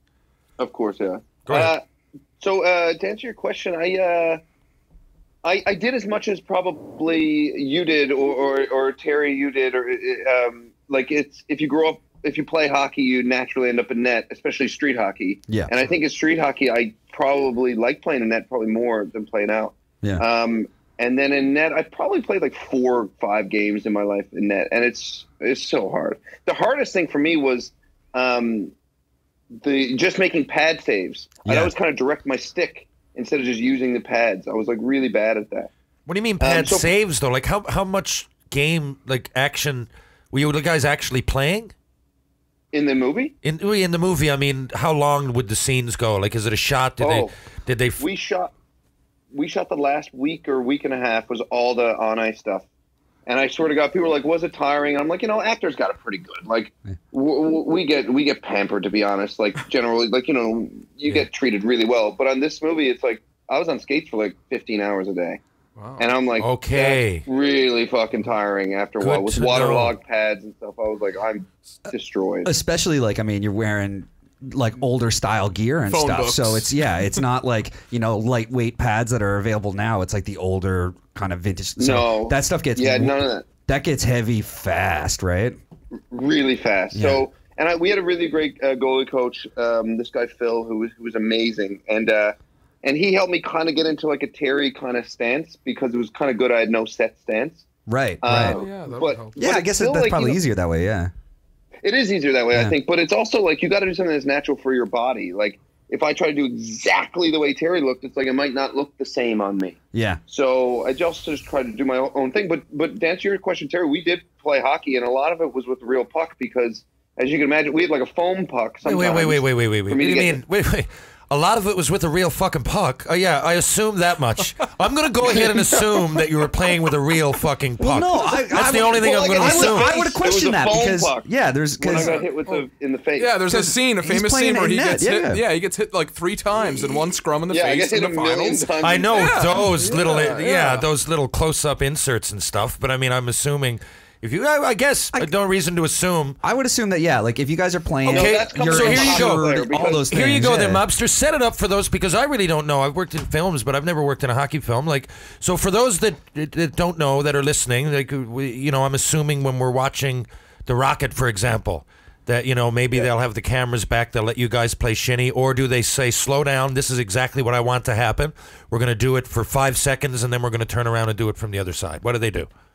It was a bit of a mix of all of it. So some of the things we wanted, and Adriana, the director, who's a good friend of mine, she's amazing. She was really helpful with me. I was like, look, we know the kind of saves we want them to make. So let me talk to the guys. Because a lot of those guys playing, by the way, who are on leather skates, they're playing with the old skates, all those guys playing. Wow. And they're all junior players. We shot in Sudbury. So those guys are they were skating around like they were on regular hockey skates made today. I couldn't believe it. Yeah. Wow. And they were really good. So it's funny, Terry, hearing from you because you play hockey. So you're of course you need a puck. But when I was doing other interviews, everyone was like, that wasn't a real puck, I guess. And I'm like, no, of course you need the density. You need the weight of a puck to be able to make the plays. That's why I was can't use a foam puck. It doesn't work. It's going to go up on its edge and it's going to roll and it's not going to look right. So for some of it, we really blocked out. It was okay, so here's the save on the breakaway. Here's how I let this one in. and I talked to the guy who's shooting it, and I'd have to have a conversation with him of like, you got to decrease me a little bit and then put it this way. And then what was really cool, the last day, just to get a lot of footage, they just let us play. So I was just playing in net, and we were just like, trying to win. And it was just like, because they'll pick up pieces here and there. So it was fucking really cool. It was like, oh, we're just like playing. Like we're just going to have a 15-hour game of shinny. It was like probably, I would say that last day we probably must have played, maybe 8 hours altogether. Wow. Which is really the dream, right? Oh my God, it was fucking unbelievable. It was the greatest thing in the world, except for the arena was like, it was like the tin can of Mount Pearl. It was so cold. I was like, holy Jesus. But it was, for anyone who doesn't know, that's Old Smallwood Arena, which Terry's very, very familiar with. Well, I'm pretty familiar with it, Mobster. My jersey hangs from the rafters. Didn't they tear down that rink? Oh, yeah, that's a glacier. Jesus Christ. Familiar with a rink that's we're talking. It was the weight of Terry's jersey. My jersey's at the rafters, but they took down the banner. Now they just have my actual Pee Wee jersey over in the corner under the Canadian Tire 1999 flag. So it's still there because they don't want to just take it down. But when it went up, I think they were expecting like Hall of Fame 1,000-game status. And then over the years, well, he's okay. We're gonna move it down to the corner. Yeah. It's exactly where it is now. We don't want to upset him. Why don't we just take the arena down? Yeah. That's true. Yeah.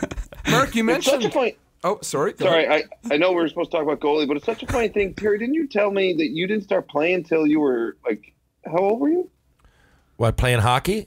Yeah. No, I played but my dad coached the junior team, so I'm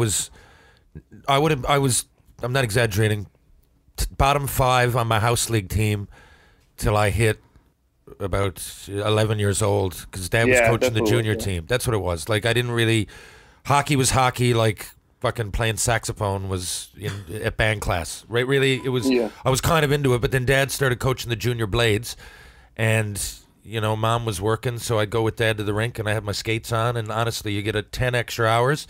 I get 10 extra hours of ice time a week, and a bunch of new people, junior players that were, I got a bunch of idols, a bunch of people. So crazy, man. And then, you do that, and whatever. Like I often say, some of it, once you start to improve a little bit, you're going to have a passion for it because you realize you're one of the better players, right? I mean, I didn't take to volleyball because I wasn't very good at it. A lot of people wonder what comes first, the chicken or the egg, or he's so passionate. No, I wasn't passionate at all. Once I started to be okay at it and realized that, like I can be on the All-Star team, and then once I was on the All-Star team, I can probably lead the team in scoring, and then once that happens, your goals kind of change. But, a passion for it, I think for me, would be, because of my dad was so heavily involved, which brings me to, wonder, Mobster, you. What made you, because your dad doesn't strike me as an actor. I could be fucking wrong here, nothing against him, but he doesn't. He strikes me as a blue-collar kind of guy from CBS. How did you get into it? Yeah, you're exactly right. He's not, my dad's a truck driver, and he was never involved in the arts. I've got 3 older sisters who were always, artistic. They were like really good singers. I mean, my sister Melanie O'Brien, like, fantastic singer, releases albums, and stuff in St. John's, and everyone knows her and stuff. And my 2 other sisters are really great singers as well. And my sister went to musical theater school, but I wanted to be a hockey player. But it's funny, like what you mentioned, Terry. Like there was like a blip in time where I think I could have. There's something like with playing hockey where it was like I kind of had the skills that if I put my head down and really worked at it and could take a check better and all that kind of stuff and really, really just committed to it, maybe I could have even just played a junior AA or something. No, you could have done I could have done something. You and Hawk could have both, just take it from me, you definitely could have both played at the very least junior B if you put any time into it junior A. I know what I'm talking about. Thank you. But I guess I just didn't fully have it. And then when, honestly, I saw the movie Fight Club and I was like, man, I just want to make movies. And then I thought I wanted to make movies. And me and my buddies used to make movies all the time. We made like 30 movies on my buddies. Your dad told me that, jumping off the fucking roof and shit, doing stunts. We talk every couple of mornings, Mobster, so I know a lot about you. I know. He told me. You saw him like a couple weeks ago. He told me. Yeah, but anyway, elaborate on that part. We would just do that like all the time. Me and my friends Jeff and Dave and Chris and that's what we do after school and on weekends. And then at lunchtime in high school, we would get like people to come in to a classroom. We'd get one of the TV and VCRs. Remember, they'd be like strapped together on the Yeah. The cart. and we would bring one into a room, and we'd let like Mr. Cowley, I remember, let me use the room, and we'd show everyone the movie. And thank God there were no teachers in there, because they were like really, really obscene and fucking dirty movies, like of us saying the worst shit in the world. But it was like really, really fun, and also kind of like sweet, and I guess kind of like innocent and stuff too. And then and I started doing improv in high school, and then I kind of just started taking it more and more seriously. And then, like, you know, I got a kids show. I started hosting a kids show, and then I got an agent, and I did Above and Beyond, which was a miniseries that shot in Newfoundland and Hamilton. And then it went from there. But it's funny because you mentioned the hockey thing, like getting encouragement. The first thing I did, so I was doing improv in high school, and like just, you know, always just fucking around. Like I was literally the class clown. I was awarded. That was my first award of my life, and the last to this point, I think. Anyway, so yeah, so I was always like fucking around, and I remember for Remembrance Day in school, our theater arts teacher, I was just getting involved in all this stuff, like 16, 17. Our theater arts teacher, Miss Carroll, Gwen Carroll, we were doing this play called Images of War, and it was probably a 6-minute play, because remember on Remembrance Day, bring everyone down into the gym. Yeah. And then, like, you know, the principal would get up and be like, "Oh, it's like Remembrance Day," you know. And we'd be like, "Whatever, bye. When do we go back? What have we done?" Big day for trumpet players. You'd be happy because you got out of class or whatever, right? And so during that time, she was like, "I want to do this like nice play for Remembrance Day and everything." And it was a really good like idea she had of like, you know, like kind of saluting everyone and in a kind of artistic way, but the play itself was really weird because it was like a bunch of guys who've never acted before and a bunch of girls who've never acted before from the theater arts class. And she got us to like play out this thing where it's like this guy saying goodbye to his girlfriend, no dialogue, and it's all over orchestral music. So like these guys are saying goodbye to like their wives or their sweethearts or whatever in slow motion, no dialogue, over music on the stage. Then it shows them like sitting in the trenches, like eating everything in slow motion, no dialogue, over orchestral music. But you guys had to act in slow motion, so like yes, amazing. Yes. And then we're supposed to run to the front with our guns like pointed at the audience, but we don't actually have guns because that would be like, you know, very, very much faux pas. But like as if we're going to the front, and so we'd run toward and then we all get shot in slow motion, no dialogue, over music. And I wanted the lead role so bad, even though it was like a 5-6 minute play and I don't say anything, but I like had a Willem Dafoe in Platoon kind of death. and I did it fucking to a T exactly like that. I modeled it right after. I'm probably 16 years old, 17. And then anyway, we did it. And then like that, it was like a Friday, I think, let's just say, I think it was. And then there was like a party that night. And I was like always at the parties with all the boys. We had a really tight high school, Holy Spirit High School in Manuals. Like everyone got along pretty well. And I'd hang out with the hockey guys. I didn't play high school hockey. I never tried out for it even, actually. But I was, like, friends with all those guys and friends with, like, a lot of different groups of people. And I was at this party with, like, a lot of the hockey guys. And I was like, am I going to get ribbed for this now? Like, you know, I just did this play. I'm up there doing my Willem Dafoe thing, like, kind of foolish maybe. Like, and I was outside with the guys, like, out on the deck, I think, like, I had 20 of the guys kind of thing. And I remember one of the guys, this guy, Nick, came up to me. And he was like, Mark, that play there, the Remembrance Day play you did. And I was like, yeah. And he was like, that was so fucking good, man. I almost cried. And all the guys were like complimenting me. They were like, that was really good, man. Like, you were really good in that. And it's that encouragement. I was like, oh, maybe I could be good. Like, you need someone to kind of tell you. Yeah. And you're like, you're going into it expecting them to like chirp you and give you shit for it. And for stupid reasons, because that's what you think people do. But it's like, no, it's not actually. People are pretty supportive when they see that you care about what you're doing. Yeah. Can I just say, your guys' Remembrance Day ceremony sounded fucking dark compared to ours. Literally, all we had Flanders Field, and it was a big day for the trumpet players. I believe Mitch Marsh was the guy who would always plug on the trumpet, where I'm not sure on that. But that's about, and then Terry Kelly wrote 2 minutes a time, so that'd get worked in, and that'd be it. There was no one dying at 16, man. Not in our school. No, not at Menahat High, I'll tell you that. That is fucking dark. I think it's you know what? Maybe my theater arts teacher was more of a pioneer than I thought. She was a maverick. Just trying to switch it up. I guess. Well, my theater arts teacher was also like the music teacher, so he was focused on the trumpet that day. So Big day. he'd never take on a dark look piece like that. That I think that's officially like something. A 6-minute thing like that is like the only thing I'll ever refer to as a skit.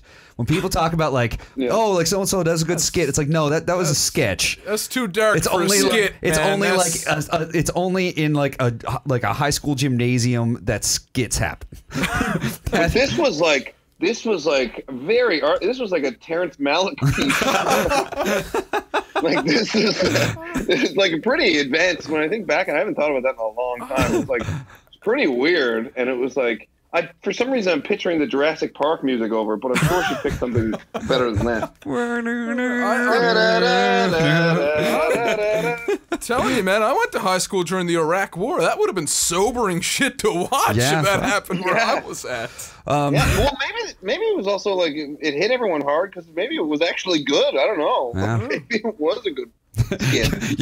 you're passing it off. It's like it's this melodramatic thing. I did the Willem Dafoe death, but like the people like it hit them hard and they appreciated it. Yeah, there was an agent in the audience. That's how I got my career. There you go. That's how it started. It'll be on YouTube by like Wednesday morning. Someone will dig that up. Yeah. Oh man, we should get back to talking about Goalie though, because it is. We were like, it was one of those things that once we talked about doing this and who we were going to have on, you've always been on the list, and we were like, well, with the movie coming out, it's a great time to get you on to chat about that and apparently all the other things that aren't that movie. But let's go back to talking about that movie a little bit. Of course. Charles has some stuff. I've got a good one here. So I don't want to go into. Can I do spoilers? I guess I don't know. I don't want to do spoilers. Obviously, is it like?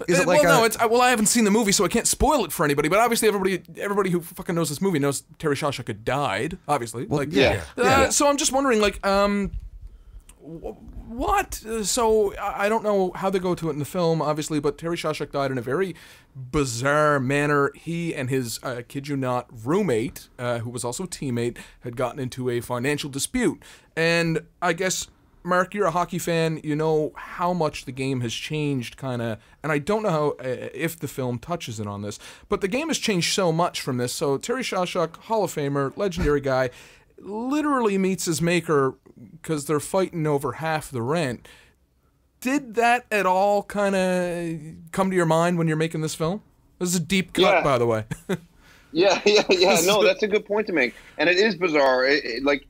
He was in an argument with his teammate Ron Stewart outside the place they were staying at. They got into an argument, and he succumbed basically to internal injuries. But to me, like, it did actually inform a lot because my first thought was, oh, what a bizarre death. But after looking back on it and thinking back on it, I'm like, I think actually everything that happened up to that point was leading to that, because the fact that he was probably that delicate, his body was that eroded, that beaten down, that when you think about it, it actually kind of makes more sense than it at first appears. And then it kind of does inform, like, Jesus, like the amount of pain that this guy took on. Like even his stance, like his crouch he would get in, to me, and this is just my personal opinion on it, that crouch was because he was the most fearless goalie. He's putting his face lower in his stance so that he can see the puck, but that also risks him getting hit in the face with the puck that much more so, and he didn't care. I mean, that's why he has more scars than most other goalies from that time period. Maybe all other goalies. Did they get into the, I guess, to the physics of all that? Like, a lot of people look back, and I think they take for granted. For me, there's a couple things in history that I just don't understand. That's one of them. I took so long to have wheels on suitcases is one, and because when I was a kid, honestly, look at all the 70s movies. When I was a kid, you're carrying all that shit around like wheels. We come up with it, the very first fucking invention or whatever. But anyway, that's one of them. Another is that it took so long for goalies to realize to put on, I mean, a helmet is one thing, but for a goalie, and the puck's coming at you, and you're like, I would have thought that's one of the first things. I would have thought, like, when people first skated in 1800 and whatever, in Nova Scotia, wherever the fuck it was, that would be one of the first things done. How am I going to protect my face? And it goes right into the era of Bobby Hull, who's shooting at 104 up around your ears. But I know once the curve started is when a lot of the mass started. So I'm led to believe the puck raised a lot more with the curve, which it did. But I mean, Yeah. how much before that? Goalies were still, because the only time I've seen Sawchuk is like Gump wears he's down on his stomach, and those are the two guys in the classic highlights that are, stopping it with their face and their teeth. But did that happen often? Yeah, but you know what? You actually make a good point. Actually, I will say putting wheels on hockey bags is almost crazier because they saw that there were wheels on luggage. Yeah. I was like, True. dude, it's already wheels over there. Put wheels there. Anyway. Yeah, but Yeah, you know what they say, man. You're right. With your hockey bag, if there's wheels on your bag, if like your bag has wheels, you don't. Yeah. I mean, that's You know what? That's one of those things, though, old school, and I know most people that are my buddies will agree, and me too, will always have the no wheels, but Yeah. let's just think about it. Oh, Let's no, just it's think true. about Yeah, it. if you're wheeling If in you your had bag, you're never getting played chirped. hockey before, Yeah. you would say, give me wheels on my fucking yeah, bag. yeah. You're You want one of those getting good bags that you can leave So I your think shit inside. we and can stuff, grandfather that in. We can be the guys that, like the no bucket thing. Like Visors, Yeah, but yeah, that's after the- this generation, I can totally see, you know what? Yeah. I'm not going to give anybody Well, shit no, if they but use here's the wheels. thing. Here's just a side topic. This fucking wheels on a hockey bag is dumb because you're bringing it through the fucking snow and ice all the time. Yeah, that's it just true. gets That's fucking true. clogged You're up with assuming- salt and all this kind of You're shit. assuming, Carry yeah, your fucking Newfoundland bag. we are. No, carry your Hockey's fucking bag. going more global. Carry your fucking bag into the rink. If I'm, you know what? I first started thinking about the last pro team I played on was Orlando, and I could have been convinced. And I'm old school in a lot of ways when it comes to hockey, but I was going to the rink in flip flops and fucking Hawaiian shorts to practice. To be honest with but you, I'm hockey doing- was the I'm last thing doing on that my in the mind. summer. I mean, when we skate in the summer, I'm doing that too. But I got my fucking bag over my shoulder. I know, but you're, from a traditionalist sense, Yeah, yes, yeah. we're all. You're right on. That's why I use one. But TR, those the same We were flip talking flops about you goalies. chase down the We were door talking of the Did we end restaurant. this podcast? Did I just break you guys up? but I'm not going. Yeah, I'm not going to get injured carrying that thing over my. Actually, I might, but it's more immediate. Okay. So the mask thing. Goalies Yes. wear masks. That's what we were on, right? Yeah. So I felt the same way as you, Terry. I thought Jacques Plante, they were like, Jacques Plante is arguably, top 5, I would say, Yeah. for sure of all time, if not the best in some people's minds. But From a Habs I fan. was like, wow, he created a mask. I'm like, that's common sense. But I'll tell you, so a couple things. The bag conversation you guys just had, your hockey bag conversation, draws a parallel with that too. If you put on a mask and you were a goalie, all of a sudden you're wearing a mask. Like Jacques Plante took some heat for that, actually. Oh yeah. True. So there is that aspect. And I'll tell you this, we shot, like I said, all the stuff on ice in the last few weeks of filming. And the last couple of days, we kind of ended up doing more stuff with the mask, just happenstance. And as soon as I put the mask on, after not having it on, I fucking hated it. I was like, I hate this thing. Now you know why I always say to you in rec hockey, you guys give me shit for not wearing a visor and thing, and I say I can't stand it. Mobster, when I first got up to Yeah. the show, I couldn't believe people like I put one on to try it, and you're in the NHL, so you're figuring, protect my face. But I was used to it in junior. Once I took it off, I could see a little bit better without it, and that's all. When people used to ask me, I'd say, you know what, I'm getting paid a lot of money here, and they want the best product. I want the best product. And by the, it was an inch or so on each side of my peripheral vision was gone. And that's big when you're a passer or even, forward, or everybody. That's big for fucking anybody, especially a goalie. Yeah. Well, so I can yeah. see why, Mobster. Now, that's a great answer. And I never thought about it from that point of view, but they probably saw the puck a lot better, and it was a mental thing. Well, I started They playing. did, and I know it seems like the two eyes are cut wide open, but it's the feeling of it on there too. It's just like you feel closed in, and it kind of goes back to like a lot about this film, like a lot of the themes running through it is that like these guys didn't have a union, they didn't have as many players' rights, they weren't making near as much money as it is today. There weren't as many advancements in like fitness, health, and all kinds of stuff in general. So these guys, and there was one goalie on the team, there was no backup. So they're like, I got to stop the fucking puck. And if I got to put on a mask and it's going to hinder that and I can't feed my family, then fuck that. Wow, these are great, insightful answers. Summer job era of the hockey league. That was, they all had summer jobs. Oh yeah. Oh, yeah. Oh yeah. I mean, and like the stars of the league are going and To be doing, like, honest, Jacques Plante was a machinist by Yeah. trade. If I went out to a shinny game and I knew everybody was wearing a straight stick, Yeah. I'd try it.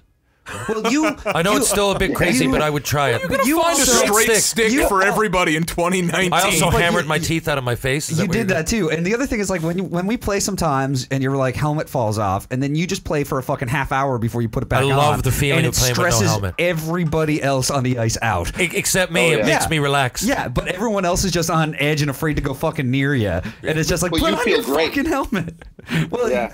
I it's hear you. also I like- just love playing without it. I love the feeling of it. It's so relaxing. I know, and you like showing off your flow for the 14-year-old figure skaters that are waiting to go on after us. Whatever it might be. Mobster, I got to keep up an image. What do I got? Take that away. What do I got? He's looking for a Head and Shoulders commercial. Locks bouncing in the air. That's what we wanna Oddly see. enough, by the way, I've never. We were talking about film roles, and I've never gotten one as a hockey player. I've gotten a fucking drug dealer, a pimp, a soldier that's. I'm talking because of the no tooth. Yeah. A boxer. I thought for sure. I even sent I auditioned for a couple. One was in Toronto, a Molson commercial, and they gave it to some. I won't say it. I won't say some blank. Just picture. It was just some guy that wasn't very good at hockey, and he had a tooth. There's nothing worse than watching a sports movie and the person sucks. Oh yeah. Then we were just talking about that. So, Enter yeah. voice. So there you go. You can tell. We're gonna get into that. So, sports movie and the person sucks. Are you aware? So, Goalie is coming out March 1st. It's obviously I've seen it advertised everywhere. Hoping it's gonna do very well. Obviously, it's something that's dear to Canadiana. It's the story of Terry Sawchuk. Have you ever thought? Now, this is I spend an embarrassing amount of time in the Hockey Hall of Fame when I'm in Toronto. They kind of ask me if I'm okay or if I'm lost. I never am. Trust me, I know my way around. Have you ever perhaps thought, and I know you've been talking about this movie for like what must feel like weeks now, just leading up on the promoting it, but have you ever maybe sat down and thought that this might be your roundabout way into the Hockey Hall of Fame? Because I kid you not, sitting inside the Hockey Hall of Fame is a DVD copy of The Love Guru, starring Mike Myers. What? Yeah, I am. I know. I'm doing everything in my power to get that removed. They won't listen to I'm never me going when back.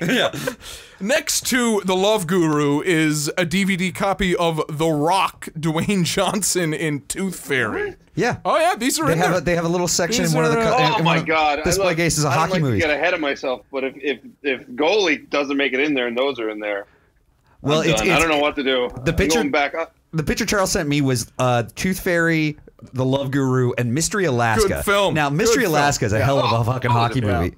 But totally different. Yeah, but the other two are hot garbage. Oh, I will. I Darren think Langdon's in Mystery Alaska. Shout out Darren Langdon, our buddy who's Because going to be on the show. they played the Yeah. Rangers in it. That's who they play. And he's going to be in this shot. And there's this shot at the beginning when they're looking, going, "Oh, we're going to play those guys," and he's in a fight. Oh yeah. so. Oh, Mark, cool. I'll let you know this: that not in the Hall of Fame are any of the Slapshot sequels. And yes, there are Slapshot No, there's two. sequels. There's two and they're there's terrible. two. Oh my, I've seen them both. I haven't seen them, but I'm already going to say Stephen they should Baldwin, be there isn't over it? the Tooth Fairy. Stephen Baldwin is in Slapshot 2. Slapshot 3 is a bunch of high school kids, and It's a junior team, right? Doug Gilmore shows up in it.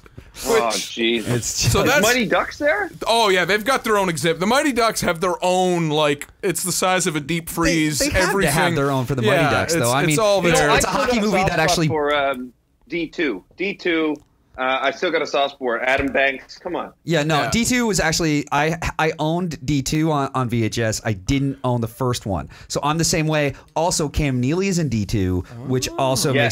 makes it far and away the better Paul movie. Correa's in one, correct? No, he's in two. Correct Mike me McDonald's if in I'm one. wrong, though. And Basil McRae. D2 lost me. I still really like it. I love how Iceland is the best team. Yeah. Maybe that's D1. But I lost me with the triple deke.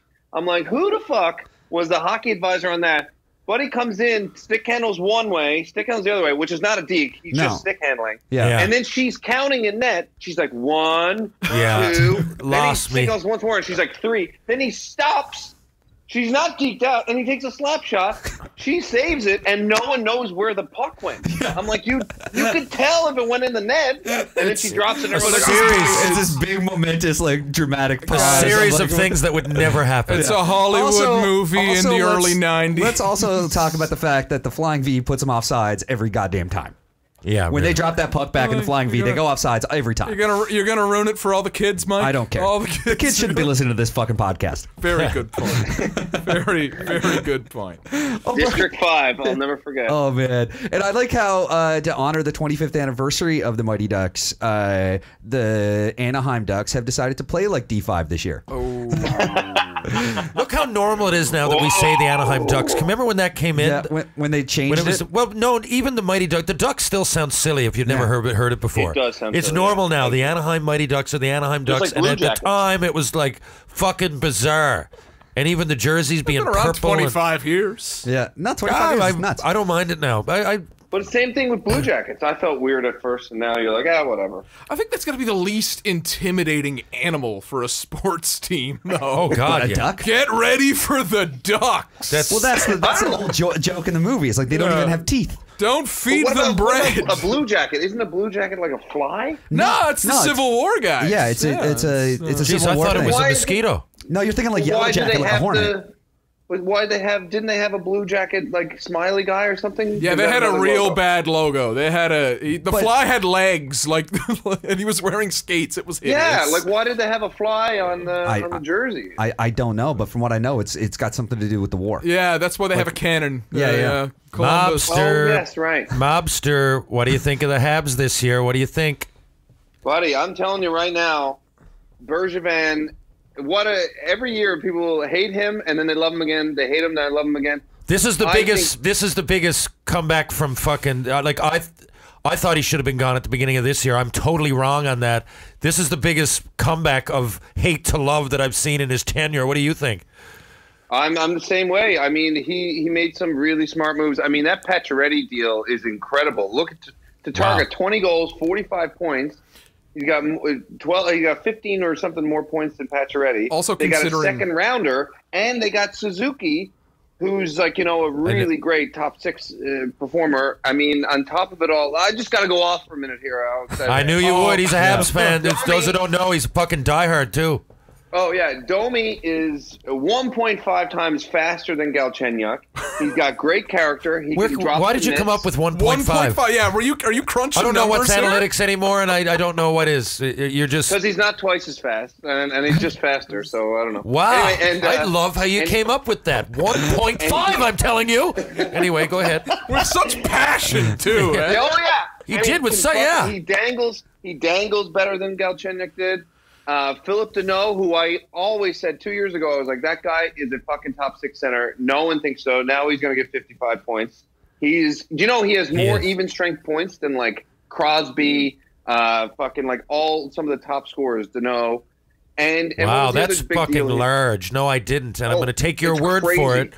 So you're saying Deneau's better than Crosby. You heard it here, folks. This is first. Philip Deneau is 1.5 times better than Crosby. That's what we heard here today. Yeah, that's what I heard.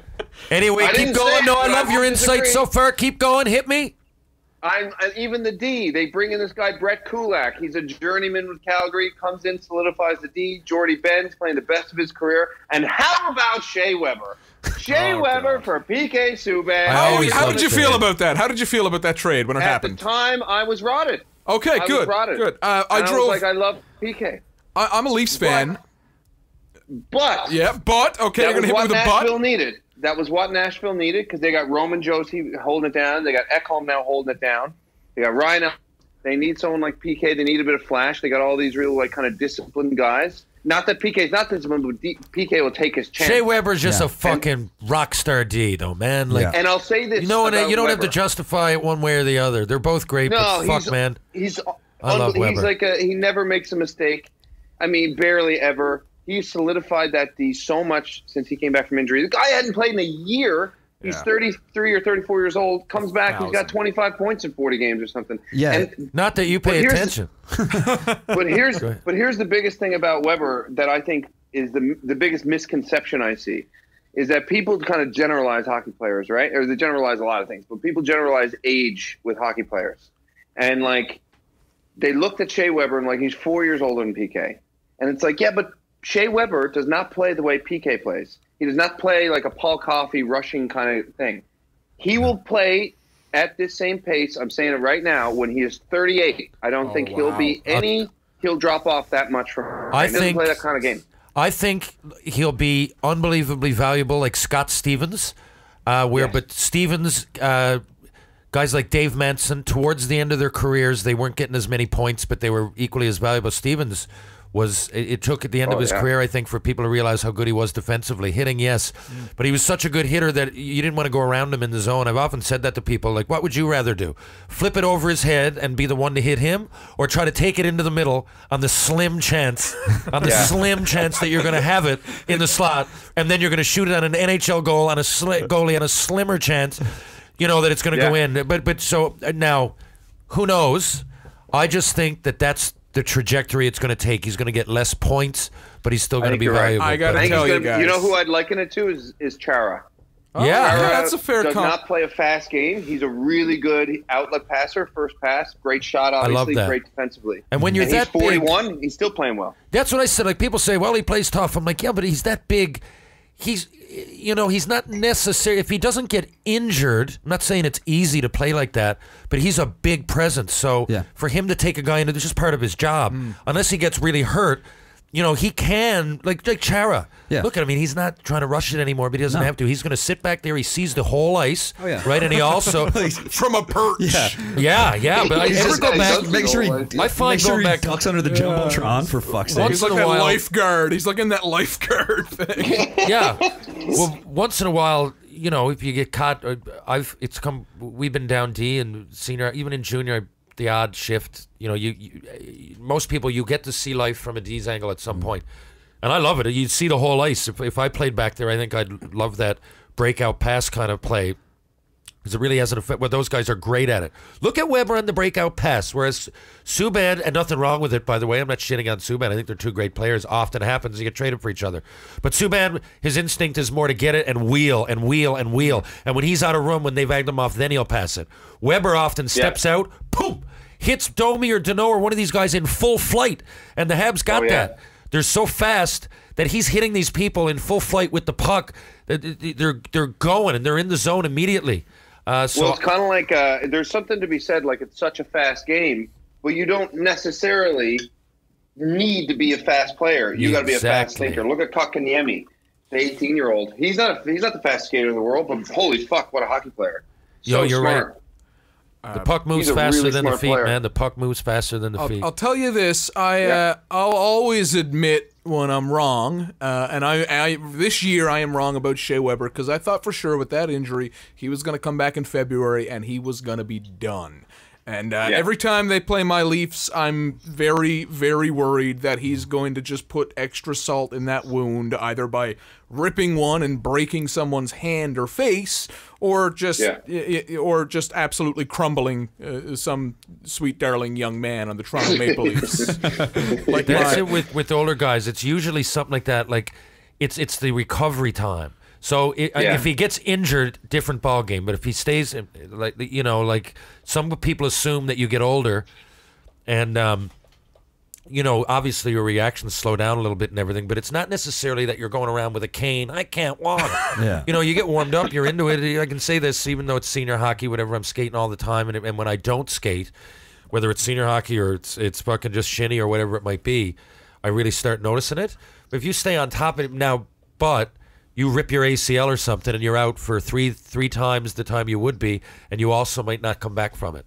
So those are, if he stays in shape, I mean, look at Weber. He's an immaculate leader. Man Mountain, they call him. And I mean, this was only his only real major injury he's had in his career. So which is significant. Yeah, you're right. And and he's the way he plays, that really says something. I mean, he's one of the greatest players that I've seen on the Habs. I think it's absolutely mobster. I think it's, in this day and age, to be... I remember talking with Shane Corson about it. I couldn't believe when I met him. I said, geez, I thought Shane Corson had more than a point a game. He never had a point a game in his career. Oh. Maybe 1 year. But I remember hearing that. That was his career high. There you go. Remember? Yeah, Mobster. I remember talking with you about this. And I remember even Corson said, sure, Jeff Sanderson plays for Hartford. He said he had 50 goals. And I was going, holy shit. And but honestly, think about it. I just said that name and you were going, oh, who? Oh, yeah, Jeff Sanderson. That was the same era. It's not like he did it 20 years before it, right? It's not like we're talking about Brett Callaghan or something who played with Gretzky in '79. We're talking about Sanderson at the exact same time, but Corson was on a fucking Canadian team, and he used to say that's the difference playing in Canada. And Weber still manages to be underrated, at least in my point of view. And I actually just found it's pksubbantracker.com. That actually compares the two of them. I don't own that domain, by the way. You know what? And it literally, you can just go like total since trade, each individual season. And since the trade, it's just hilarious. There's a big picture of each of them on either side. And Subban has 4 more goals, 50 more assists for about what 60 extra points, but has played 80 more games than Weber since the trade, and he's plus minus 18. Weber is plus 27. Yeah, and Weber's been and Weber's on a worse team during that trade. Yeah, right. Yes, and also what it means for Shea Weber to be in that dressing room for the other guys. Yeah, I'd like to see their minute comparison. And Who's logging the bigger minutes? Monster, you just made up a good point, or made up. You just brought up a good point. If you make it up, anybody can make up great points. I can say, well, Weber had a great year last year with 200 goals. I just wouldn't be telling the truth. So, but you brought up a great point about the dressing room. I've heard he's an unbelievable leader.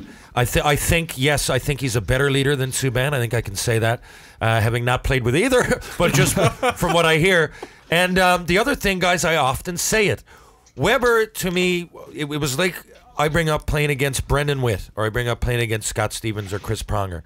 A lot of these guys do a lot by not doing it, because if I'm going down on two defensemen, I don't give a fuck who it is. If I look up and one of them is, say, in the last few, I don't know who, Markov just retired.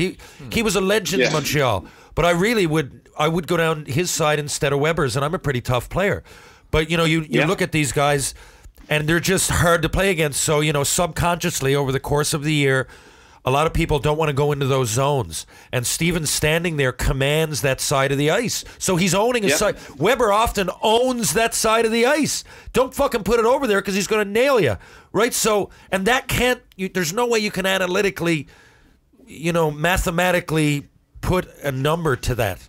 Not all the time. Same thing with the dressing room. If I'm on stage and I'm looking across from Jimmy Joe from wherever the fuck, it's a lot different than I'm looking across from Al Pacino. So when you're sitting in the dressing room and you're Brett Kulak, who's trying to prove himself again in his career, and he's got Shea Weber there on the bench, it's inspiring.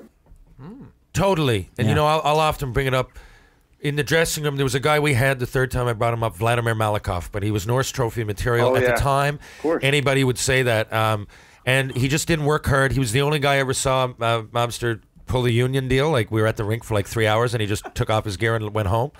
Because it was within his right. Love that story. Yeah. And there was another time, I hate this shit on him, but look, my NHL experience is with one team. I played with NHLers in the minors, but my NHL experience is with one team, and I'm telling you what I saw on that team. And I saw him be great. He's a great player. He should have been way, but he's built like a Greek god. He just didn't seem to give a fuck. Big shot. Right? You get a guy like him or Stefan Quintal. Now, Quintal played with me. He's in the room. Great. Didn't have close to the talent. I don't mind saying that about Q. I don't think he'd disagree with me. He didn't have close to the talent, but with way more. If I just came out of that year and then I became an NHL GM, I would go, give me Quintal. And people would go, what the fuck are you talking about? Like, this one guy's way better than the other. Now, in the Subban Weber case, two of them are pretty close. But I'm just bringing up, sometimes you're in a room and you get to see. I'll bring up another guy on the Habs who I like. Obviously, I like other players, not on Montreal, but Paul Byron. Yeah, big fan. Big Paul Byron guy. Huge. That guy does everything, and he's dropped the mitts. Was hoping you guys would not be where you are, so Paul Byron would be traded, but here we are, and he never got traded because I'm not a sour grapes guy, but I don't like seeing a player of Paul Byron's caliber cheaply signed to the Habs. Yeah. He's, I don't know, we've got pitcher Zach Hyman, but with 1.5 times more, 150% more skill. Well, yeah, Byron does everything. He does everything. He's why you win. Guys like that. He's a depth guy, but he's a great depth guy. He's why you win. Go ahead. Yeah, exactly. And I mean, that's why the Leafs, I think, the smartest move they've made is getting Muzzin. Oh yeah. It's exactly what they've needed. That's exactly what they needed. He's not, he's not a superstar kind of guy, but man, he does it all. He blocks shots. He hits. He gets 40 points. Got a beard of the Amish. Yeah. He's raised a burn, I'm sure of it. Once again, good leader. Been there, done that. Good leader. It's very important. So, Mark, you're in New York right now, correct? Yeah, I'm shooting a series here for Showtime called City on a Hill. It's like John Tucker's in that and Kevin Bacon, right? Yeah. Jonathan plays my brother on the show. It's set in the early '90s in Boston. It's really cool, man. It's really exciting. We're just on the second episode now. Keep us up on Instagram. You got a great feed there, man. Anybody not following Mark O'Brien? It's Mark O'Brien for real, isn't it? Yeah. It's great. Anyway. How do you watch the Habs and Leafs in Saturday night in New York? Do you get the Hockey Night in Canada feeds down there?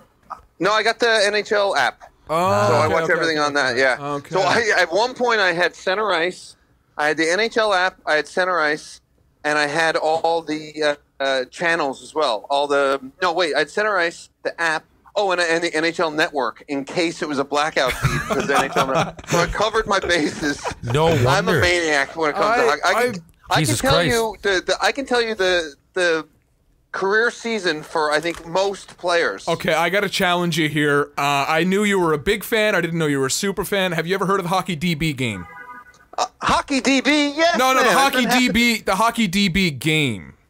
In which, okay, so this is a great thing. He's asked you if you ever heard of it, and it's him and his buddies playing. Yeah, it's me and my friends. It's an after downtown game. Him and his buddies play on the weekends. So from essentially, Labrador. what you do is you grab an NHL journeyman, and you got to go through their teams list in order. And I think you can do this. I'm gonna pick a Habs guy. Yeah, Jesus. I'm gonna pick a Habs guy. I'm gonna pick. He's playing tonight against the Habs. Ron Hainsey. Do you think you could do the Ron Hainsey Hockey DB game? Right. You mean start from junior? I'm better at doing junior, career high points. NHL. Okay, you're a stats guy. What? You're a stats guy rather than a stats guy more. I mean, I know Hainsey started in Montreal. Yep. He can't remember if he went straight to Columbus. Fuck. I don't know either. I would have said that. Mike's got it up here. And the one in between is the Hamilton Bulldogs. So yeah. Well, yeah. And Columbus, and then it was, and then I think it was Pittsburgh, Toronto. I think. No, you're missing a good decade of Uncle Ron's life there. Oh, fuck. I don't care about that. I just don't know how many points. I think he had 34 points one year. Oh, let's see if you're right on that. Let's see. His career high is 34 points with the Columbus Blue Jackets in 2006, 2007. Well, I'm telling you. You missed the Thrashers to the Jets, Carolina Hurricanes, then a stop in Pittsburgh before he wound up in Toronto. Yeah, these are. I would have missed that too. Other than the Hurricanes, I would have missed all that. I'm gonna initiate the Mark O'Brien rule of the Hockey DB game. If you miss a team, if you get their career high, it cancels out. There you go. It cancels out. Okay, I'll take it. Yeah. I think that's fair. I think that's a tough one. Yeah, but Dinah Zubris is like boss level stuff. If you can get Dinah Zubris, 57 points. You're kidding me. Dinah Zubris put up 57 points? Look it up. 57 in 60-something games. Or 70 games or 71 games, I think. 57 points in 71 games with the 2005-2006 Washington Capitals. This is insanity. That's pretty good. That's the mobster. That's. I got to pick one more. Let's see. Career high points of Nick Antropov. Oh, fuck. I'll say 56. 61. I think he had 23 goals and 61 points one year. He had 24 goals and 67 points. Oh! With the 2009-2010 Atlanta Thrashers with teammate Ron Hainsey. The Thrashers to me are like... This is kind of good because you're working with Kevin Bacon now, so we kind of get the Kevin Bacon game happening with Hockey DB. I like it. It's good. The Thrashers kind of happened. 50 goals, 110 points in junior, 21 goals his first AHL season, 256 penalty minutes. What more do you want from him? What more do you fucking want, mobster? Thanks a lot. If you had been my agent, maybe I'd still fucking be there. Yep. Led the league in majors. What more do you want from him? What more do you want? That's it. Mobster knows his Habs stuff. Fuck yeah. Any fan of the Fredericton Canadians is... My poli-sci prof pretty big. St. Thomas used to sell snacks at the Fredericton Canadians rink. Really? Fun At the Aiken Center. The Aiken Center. Me and Aaron Asham used to, it was bored. We had about 13 fans in warm-up, so we'd try to take pucks and shoot them over in the good-looking ushers' directions. So we'd, not right at the girls, but like off the wall, and we'd often the popcorn guy be coming around and try to flip one into the popcorn. So he probably came across us once or twice, or at least an errant slap shot. It was a she, and I kid you not, that's the only thing I learned from poli-sci at St. Thomas University in Fredericton, New Brunswick. It was a she? It was a she, Was her name Rebecca? No. I probably wouldn't even recognize it. Ash and I had an incident. Yeah, we actually hit someone one time, but it all got rectified. I got a question. I got to go in a minute. I'm literally walking outside now. I can hear, This is taking me throughout my whole day, this is great. interview, but I don't want it to end. Desert Island, this is a desert island type thing. There's one hockey player, the best hockey player. I don't know. I'm leading this in really weird. Who do you think each of you is the best hockey player of all time? Is what I'm trying to say. Oh, best hockey player of all time. Of all time. All right. Of all time. I'll go first. I've always appreciated the guys who quietly do their work, do it effectively, and are defensively capable. Ron Francis. Wow. Yeah. Wow. I mean, great hockey player. Big Ron Made everyone Francis around him guy. better. Go ahead, Mike. Ron Francis, No. 119 points, 92, 93, 27 goals, 92 assists. I think you would have got 100. That 92-93 Penguins team, you would have got 119 Hey, points. Rob Brown did. 300-point scorers. Yeah. Oh Jesus, I don't know. I mean, it's such a. You're My saying guy- the best ever? Did you just ask that question? Yeah, Ron who do you Francis. think is the best I mean, ever? he's a great player. Hey, but man, he was the fourth best overall player in ever. points. For like- Wait, just to give him credit on that, let's say the best ever off the board a little bit. Yeah. Okay. I would say Gretzky, Off but the let's board a little bit. Oh, first of all, Mobster, I'm going to answer. I hate to compare greatness, and I think Gretzky, Lemieux, and Orr are so different. They're in the league of their own. That they're in the league of their And, own. like, I don't even was put gonna Howe go- in there. I was gonna say Lemieux. Good So God rest, God love Gordie Howe and everything, but I don't even put him in there. He's longevity, and he's great. He's great. But those guys, and I don't give a fuck what anybody says about Lemieux and Gretzky. Gordie People Howe, now, who's played by Steve Byers and goalie. I love Gordie Howe. I'm just saying he's not in offensively, at least offensively. Okay, he's not in that category. These guys. People say, well, the goalies in the 80s sucked. Yeah, but it's all relative. I often say it's like Babe Ruth having 60 home runs and the next guy having 9. Yeah. It's just like crazy. Grant Fuhrer winning the Vezina Trophy with like 3.5 goals against average. It was a different time. Yeah. Well, it was different, but even then, Mobster, with these guys, with Gretzky or Lemieux, Gretzky had like 200-ish points. Right? Yzerman had hoped to get 130, right? Or the odd time someone have more. I know there was more scoring, but Gretzky and Lemieux often won it by like 80 points. Oh, yeah. You know what I mean? And like 90 assists and shit. Yeah, Like, they blew in an era yeah, it'd where be like people were someone scoring now more getting anyway. 150 points. Yeah. If the country of Canada was involved of like writing a religious text, the three wise men would be like Gretzky, Lemieux, and Bobby Orr, in my opinion. Like if we were, 100%. And how do you take away a guy? Okay, so you get a guy that had more assists than the next guy got points ever. Okay, you got that. Then you get a guy who had 92 goals, whatever. Then you got another guy who came back 25 games into the season with cancer and has the most points per game of all time. Yeah. So it comes back with cancer to win the scoring. Yeah. 25 games he missed. He wasn't with coming cancer. back. He wasn't coming back. Then from like you've a got torn on top ACL or of that, anything, you've got a defenseman that won the scoring and revolutionized the game and changed it for everybody to come. Yeah, I think we know TR's answer based on that. my answer would be if you're going off the board, and it would be the only time this guy's ever off the board, but it would be Crosby because he can do that and he can do both. He's not. I don't care what you say. He's not as good offensively as he. But Crosby's better defensively, I think, than. I'm not going to say the Orr because he did play defense, but he, it was. I'm saying Crosby definitely blocks more shots than either of those guys. Put it that way. Crosby's a great answer because it is kind of off the board because his stats are nowhere near that. Yeah. But he's a winner. He's 3 cups. What about you, Mike? I was gonna say Lemieux, but going off the board is changing everything. And then I'm thinking like the Ron Francis type guy, like Hey man, he was 4th overall in points for like 20 years. 4th. Yeah, no, Fourth. What do you say? We're talking about. That's my point. 4th. No, not I mean first. 4th of all Not time first. point getters. No, of all time point getters. It was like Gretzky, Messier. I think he's a great player. I love that you went there too because it wouldn't be as fun having a conversation. It's fun. I like the Francis because I want to say Yzerman, but I'm like, that's safe. When you said Yzerman, Like I kind of went there too. You It was without just- any thought put Francis ahead of Yzerman. You put him ahead of Ovechkin. Well, he asked the best player, all-around player. Ron, if I was Gordie picking, Howe's not as good as if I Ron was- Francis. Gordie fucking Howe. I mean, I'm not putting Gordie Howe in the top 3, but he could be. You can make an argument for him number 1. I don't. If you ask me who the best captain Ron was, fucking Francis. Yeah. Elbows Francis, was it? Oh, that was Howe. If you ask me the Francis best captain, I would say fucking Steve 2 assists Osterman. and a ham sandwich.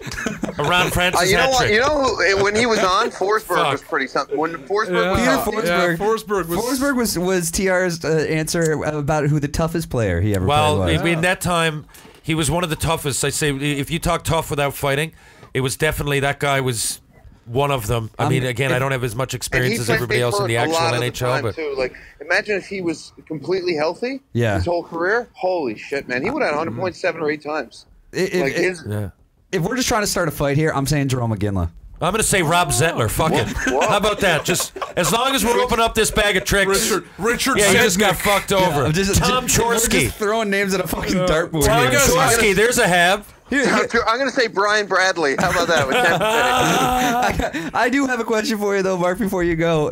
Are you still cutting off the blade of your stick? Cutting off the blade of my stick? Don't you cut off the top of the blade of your stick and play with a shorter blade?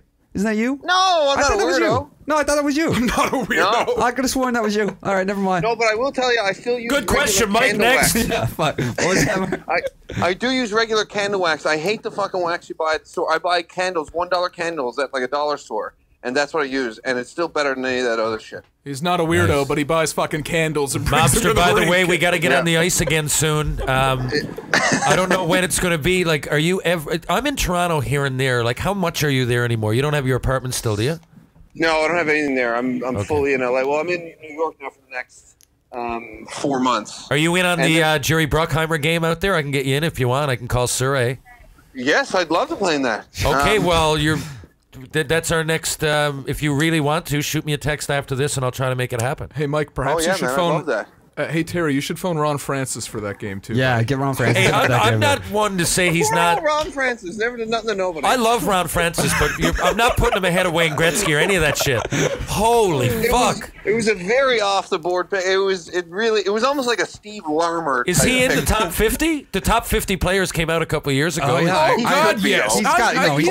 Time in scoring. Yeah, well, now he's sixth. Wait. He's sixth. Okay, but I'm still saying he'd be like 30th. Right? Right? They didn't put them in order. They wouldn't do that. There'd be fucking. They just did it as. I can see. I can declared. see an argument for him in the top 50, but he's quickly. I'm just thinking of 20 right now that he can't be ahead of. Sixth all time in points. Yeah, That's all I'm gonna say. 1,798 points. That's insane. Jesus, that is so many points. That's a lot of insane. fucking points. Oh, Yeah, man. but how many games? I'm not. I love Ron Francis. It's more than a point a game. He played 1731 games and he has 1798 points. And I knew he had If 979 you're averaging pimps. a point per game at 1,700 games, that's almost more impressive than getting 1,000 points in 700 games because he still made that average out over fucking 20 years. Yeah. Yeah, but he also crazy. played with Mario Lemieux. But you know, He that's only power played with play. Mario for like Yeah, but 5 he years. played with Hertford. And mostly on the power play. But you know what? I'm not going to take away from Ron. And I remember in the hockey news, I'm not just sitting here looking at my phone or anything. I'm really not. I remember in the hockey news a couple years ago, they did do a top 50. And he was in there. Of course he was. I've no reason to do it, but in my head, for some reason, he lands like around 30th or maybe between 20 and 30. That rings true for me too. But that's only my own preference. I mean, the great thing about fandom is that we can sit here and have an argument. It's all subjective, Yeah, right? 100%. And I fucking love Ron Francis. I love the guy. Just putting him there, I don't know. Big fan of the show? I think in the last, Not anymore. I think in the last 10 years, a lot of these guys like 10 years ago, I wouldn't have put Ovechkin in or Crosby because they hadn't played enough. But now that whole era kind of inserts itself. Yeah, they're getting there. So right? Oh, yeah. well, one more question before I go. Again, Do you guys think Ovechkin will break Gretzky's record? That's actually my hashtag hot take for the week. I don't think so. I think that's absolutely asinine to even suggest. Or like, oh, if he gets 30 goals, if he averages 30 goals a year for the next 8 years, he's already great. I think he'll break 800. I think he will break 800. Okay, that's pretty. Yeah, because I mean he's at 650. He's already got 650. Yeah, 650. So like, Yeah, he's also already fucking gray, and he plays like a What do you mean workhorse. Gray? Gray got nothing to do with it. It's like the least of all the things about aging. Gray has nothing to do with athleticism, but you're sold on the fact that he got gray hair. Yeah. He's aged hard. He's probably got a bit of hair here. Well, no. Judging by what I know, his nostril hairs are getting a little bit longer now than they used to be. But the other one too, You know? the other one too is that like look at the season he's having this year. He's got 43 points through 60 games right now. 43 goals, yeah. Yeah, 43 goals. It's 70 points through 60 games, averaging over a point a game. And he was supposed to be fucking hung over till March. Pretty much, yeah. That was the biggest fucking party I've ever seen anybody on. Like that was an No, insane it's just that you tear. saw him on it in this era. Yeah. People are getting all up in arms because you saw it on him in this era. Back in the day, oh my God, they wouldn't be able to tell you the stories about what they did with it. Not that I'd know what it's like winning the Stanley Cup, but the organization I played for, there was a lot of people hanging around the room that did win the Stanley Cup. Yeah. And even our organization, but what did I have as assistant coaches? Steve Schutt, Yvonne Cormier, Well, they won 2 years before Jacques he got there. Lemaire, right? Jacques Leperrier. Yeah. And they won 2. So Breezebov, Damfus, all these guys. So, you know, I mean, I'm not going to ever disrespect, but the stories that I could tell are even too bad for this. Yeah, So Ovechkin was on a happy bender. I'm sure that. Okay, well, wait, one more.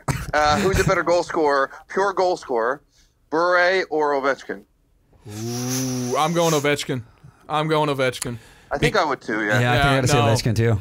Back to Ovechkin. I don't think he's going to stick around that long because the guy plays like most people would drive a rental car. Like he is, Or a getaway car, yeah. yeah, exactly. Like there's no way his body. Well, can, wait, I gotta. Someone has to say Bure. Someone has to say it. I love Bure. Man, Bure in his prime. I don't think it's. First of all, Oh, we're talking. It's tough, Are we talking Valerie? if Ovechkin. Valerie, right? It's- Yeah, right. Ovechkin, if he finishes with, say, 850, I think there is an argument because the eras overlapping, or the different era, maybe then I could see it. But if he comes comparable to Gretzky. But Bure, first of all, victim of a lot of injuries. He said when Bure was in his prime, his agility, watch some of those goals, like he's coming out. Ovechkin has more of a heavy shot. Ovechkin's getting the line, he takes a wrist shot, there's a chance it's going to go in. He's more one-timing it on the power play. He's more Brett Hull in it. But Bure would get those wheels going, right? And when Bure had the wheels going, watch him sometimes when he gets the cycle in the zone. Like he just takes it and he turns in with such agility and he throws everybody off and him going back and forth. I think with him, Bure to me was more dynamic when it came to agility and skating, and Ovechkin is more dynamic when it comes to he'll skate, he'll get there, but once he does, his shot is a 6'4", 235-pound, powerful human. And I agree, but Bure also. He like almost kind of broke his back, right? He had a really bad injury in Vancouver, and then still came back to Florida and had 3 50-goal seasons. Bure, So, Yeah, that's true. I wonder what would have happened. You wonder, right? Yeah. You wonder, and remember the hype. I've still never seen, maybe Connor McDavid, but the hype coming in of when Bure and Lindros were coming into the league. And both of them, if it was, because Lindros had some great, that Philly year that they lost in the final, it was a lockout year, but he won the points and MVP, and then he got hurt shortly after. And Bure, but two of them, we never really, even though Bure, like, we saw more of it from Bure per the games played. Lindros hung on because he loved hockey. Yeah. And he finished with the Leafs getting, like, not even a point every second game. Yeah. But Bure, when he got going, boys, I don't know. You give him 1,200 games. I don't know what you're getting out of it. Yeah. When he started skating, it reminded me of the cartoon Tasmanian Devil. Like when he started skating, that's kind of what. I he always, would run. He was so powerful. Yeah, Lindros is probably the biggest tease of all time of what would have been because the guy never played one full season. I don't even he cracked 100 once, and I think even then he missed 10 games. Like you never saw a full season from the Mobster. guy. I love how he pulls these stats. Yeah. Can you remember Mobster? I don't know. How old are you now, Mobster? 34. 34, Cam, 42. So, that's 8, and you'll be 35 this year. Not to give that away, so I'm only 7 years. So you would have been real young, but, or I'm sure you've seen the video, Eric Lindros, and you were definitely alive, playing for Team Canada in 91 in the Canada Cup. The Canada Cup no one fucking talks about because they were so dynamic, the other ones, that the highlights were so crazy, like part of our national fucking heritage, that you forget about the 91, which is a neat little tournament. Canada won, and Lindros was playing on the Oshawa fucking Generals. He held out. Yeah. He wasn't even in the NHL. Now, looking back, what did some guys in the NHL that got cut? I don't even know if Eiserman was on that team. Yzerman missed one Canada Cup. Maybe it was the '87, or maybe he was injured. But I don't remember seeing him a lot in a Canada jersey. If it wasn't the Olympics. Steve Yzerman did not play on that team, no. Must have been optional, but who knows? But the Sutters, like there was somebody that was on the team in '87 that Lindros all of a sudden gets given that. Just think about that. Even Crosby didn't get that. Remember, Crosby came into the league, he was a rookie. They still didn't take him on Team Canada, even though I remember that. he was good enough to play. I was outraged at that. But it was, I remember being... I was outraged at but that. I think that was more of an old boys club kind of thing. Yeah, that whole team was an old boys club thing. I mean, it wasn't like, oh my God, who was... It was a bit of the changing of the guard. Who was the defenseman on that team that I'd know? Was Brian McCabe on that team? Might have been. Oh, I remember that. I think McCabe was like Crosby, though, and he was an insert, like if need be, I believe. I don't know. I also think like Eric Brewer or something made it. Maybe. Yeah. I think it was Eric Brewer. It was Eric Brewer.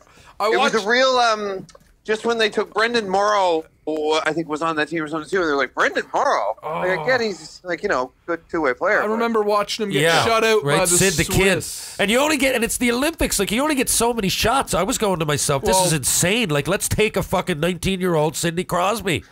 Well, that's what's changed now. You look at the top 10 scorers. That's why I'm almost more impressed these days with Blake Wheeler and guys like that who are 33, 34 putting up the points, because I'm like, everybody else is 22. Yeah, but Wheeler and them, example. man, size matters. And that's one thing that might get Montreal again, Mobster. I know they're bullets, but the playoffs are completely different. And look at the teams that go far, like fucking Winnipeg. Look at Nashville. Look at that series last year.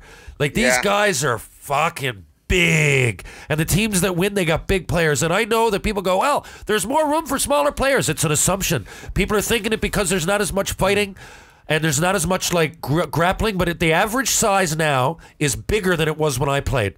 And I remember Robin Short had an article in the paper. He kind of gave both sides, and it got me thinking a few months ago.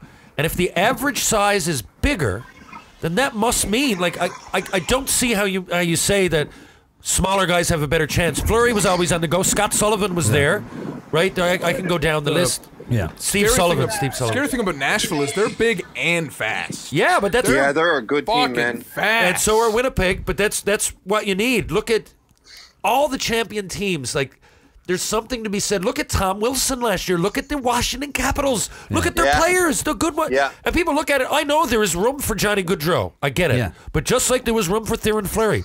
But the league is going to be, it's just physics. It doesn't have to be fighting. It's that if I can block defensively, I have a wingspan that's way bigger than yours, and I'm a good player, you probably take me because of physics. Yeah, but Marchand and Gaudreau were both like 5'9". Fleury was 5'6". He still has, you got guys around him. It's like it's a balance. So it's so hard for a GM because you got to balance it out. It's like I think it's faster than it was. There's no doubt. And the guys who are good and young and fast and explosive. Oh my! Like, watch them, or Hagelin, or there's players all over the league. That Helm on Detroit, like there's certain players I love for their speed, but you're still going to run into Tom Wilson, who's fast. Yeah, he's fucking big, and he doesn't give a fuck. And when Tom Wilson sees Philip fucking Deneau coming down, he's going to pull. Yeah, I'll take a fucking 3-game suspension, and boom, he's gone. And Literally. then you got, and then I got chirped hard for taking Tom Wilson as my third pick in my fantasy draft this year. He's playing for free, boys. He's playing for free this year. Yeah. He's already lost his entire salary. That man is literally playing for pride. I'm at this telling point. you need guys like that, and they're big. And that's the only, I think Montreal are going to exceed expectations they already have. I love them. I want them to win. People think because of my situation there, I don't cheer for them, which is ludicrous. I had a couple of bad experiences, but I loved the organization. I always did. And the further I get to use their alumni room, like I said, and when I'm there, I use it like my shed. I don't mind going down. I'm not embarrassed. Fuck it. I know I was a disappointment for the franchise, but I was a Montreal Canadian, and you fucking weren't. And that's the way, honestly, that's the way. GR's got business cards. That's the way I look at it. If I don't look at it like that, then I'll be depressed my whole life, won't I? No, man. Listen, I would take your hockey career over mine. So well, it's stories at least. Even with that mobster comes stories. Like, I got to hang and bang with some of the best in the world. I don't mind saying it. I still play senior because I love it. But point being, I truly do have to go. But I want to tell a story actually about Terry and his love of hockey. And it's the smallest little tidbit that Terry, you didn't even notice happened. Okay. We got on the ice one day. It was a Friday playing after a night out. All the Doyle people. We had our Thursday night out at the Duke, and it was probably a late one. And I remember we got on the ice, and you came on, and you had forgotten your cup. And I think, and another piece of equipment. I think it was like a glove, too. Yeah. And you came out, you're like, I can't find my glove. And I think someone else was like, oh, I got an extra cup and glove in the room. And you're like, okay. And so we were about to start, and someone had just said that. They just said, like, I got an extra glove or whatever you can use. And you were like, yeah, and you were about to go back to the room, and you're like, I'll play a few shifts first. You were like, I'm here now. I just want to play hockey. And it was like, that's how I feel about it. I'm like, well, fuck, I don't want to have to go back to the room. Like, we're about to play. Like, and I was like, that's a guy who fucking loves this sport, man. There you go, Mobster. I really appreciate you remembering that, and I appreciate having you on the show today. And to be honest with you, boys, if one of us is ever out and he comes back home to visit, he should come in and co-host. The guy 100%. Knows enough about hockey. Yeah, I think he knows more than the hockey guys we interviewed. Heartbeat. This was a laugh, man. Oh, yeah, no, it'd be great to have you. I'm going to sharpen up the hockey DB game if you're ever in town. Oh, man. Well, you know what game already... Well, I liked how I already have a rule put in place. The MLB rule. I like it. I mean, it's one of those things, if you're ever in town, the Mark O'Brien rule. We'll meet up.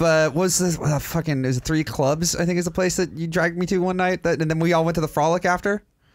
Yes. They're on like fucking. I think it's on Vine. No, this is a place in LA. Oh, this is when we're in Hollywood, man. And no, it's the 3 Clubs. They're talking big league clubs. 3 Clubs, and then we went to the Frolic Room up on Hollywood Boulevard, just like a couple blocks away. Oh, okay, why don't you guys text each other when we're done there? We will. We'll all right. Plans. We'll Listen, make plans. guys, thank you so much, guys. And congrats on the podcast. This is a lot of fun. Oh, man, this is so great having you on, and thanks so much, Mark. We'll definitely get you back around. And, yeah, next time you're home, come down to the basement. Sounds good. Thanks, guys. All right, thanks, Mark. Cheers, buddy. Bye. Penny Posh, maternity wear reimagined. Breaking the barriers of style, fit, and comfort that often leave mothers-to-be uninspired in their new wardrobe, Penny Posh's designs have reinvented a clothing category often seen as disposable, temporary, and unattractive. Well, not with Penny Posh. Check it out. A continuous fit maternity collection from bump to bundle and beyond. You can check them out on Twitter at Penny_Posh, on Instagram at PennyPosh_maternity, and of course on their website www.pennyposhdesigns.com. Penny Posh Designs, maternity wear reimagined. All right. Again, huge thanks to Mark for taking the time to chat with us. And if you get a chance to see Goalie, do it. I'm really looking forward to this one. I can't wait to check it out myself. Same. My dad's a huge big Terry Sawchuk guy, and when I told say him Sawchuk. Sawchuk. Yeah. No. Yeah, that's not working. You keep saying Sawchuk. Sawchuk. Well, anyway, I love that it's just one of those words you can't say. Yeah, it's one of them.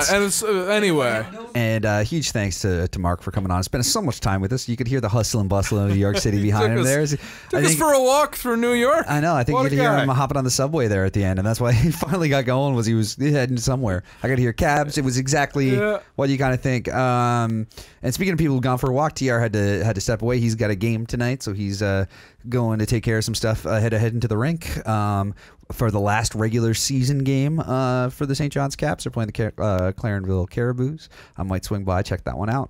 We'll see what happens. Don't know where the night's gonna go. Yeah. Saturday night, man. Saturday night. There's hockey to watch. I mean, come on. I can't believe Habs tonight, right? Can't believe I got out of that interview with Habs superfan Mark O'Brien. Yeah. Without shirt. This is dude's like super fan. He's a super fan. Well, we've amended the hockey DB game. We've added the MOB rule, which is if so it's. And again, like we've recorded this one kind of all over the place, so I'm trying to remember now.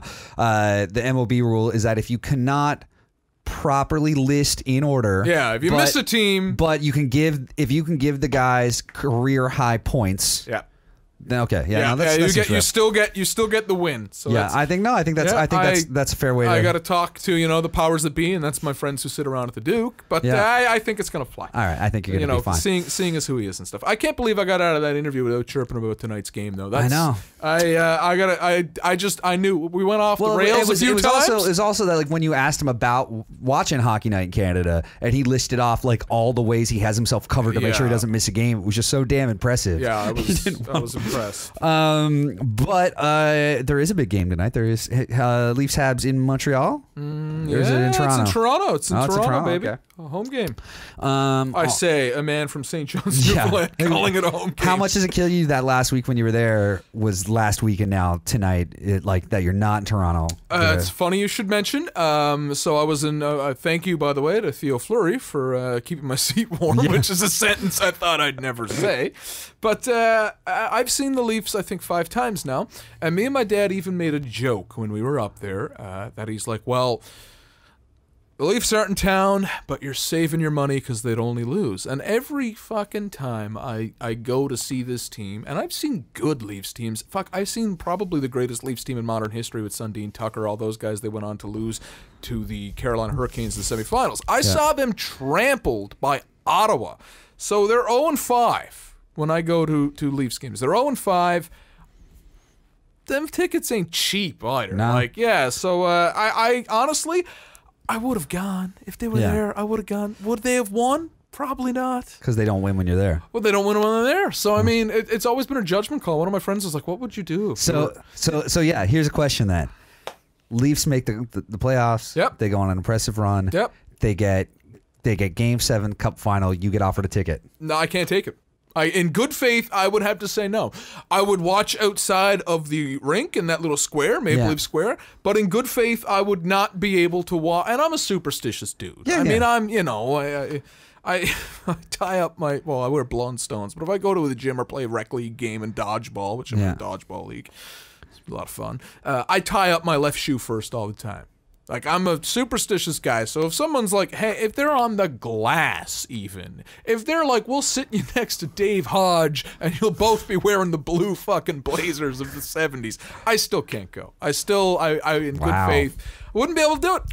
Wow. I mean, I got to respect that. I got to respect the superstition. That's the kind Because that's the other thing, too, is like, it's also like, it's not you, but if they lose, you still feel bad. Oh, I blame myself. Yeah. I would be on my deathbed looking for an old priest and a young priest to confess that shit. That's to. like, I have a thing, like, I haven't been clean shaven now in like probably 5 years, but I have a rule that once the Bruins clinch a playoff spot, I don't trim my beard until they're eliminated. I can remember you clean shaven. I think when I first met you. Yeah, maybe. Yeah, you also probably saw me rock some Canada Day mustaches from time to time. Yeah, but it was Canada Day, I think 2013 or 14 was the last time I actually shaved off the beard. We played a gig that Canada Day. We played a gig down at Distortion. Oh my god! Yeah, and you were in hard shape. You took a nap in the corner. I took a nap at the bar. I left the field. You had the old Iron Sheik on, man. I played the Canada Day Classic, which is a big softball game me and my buddies do every year on Canada Day.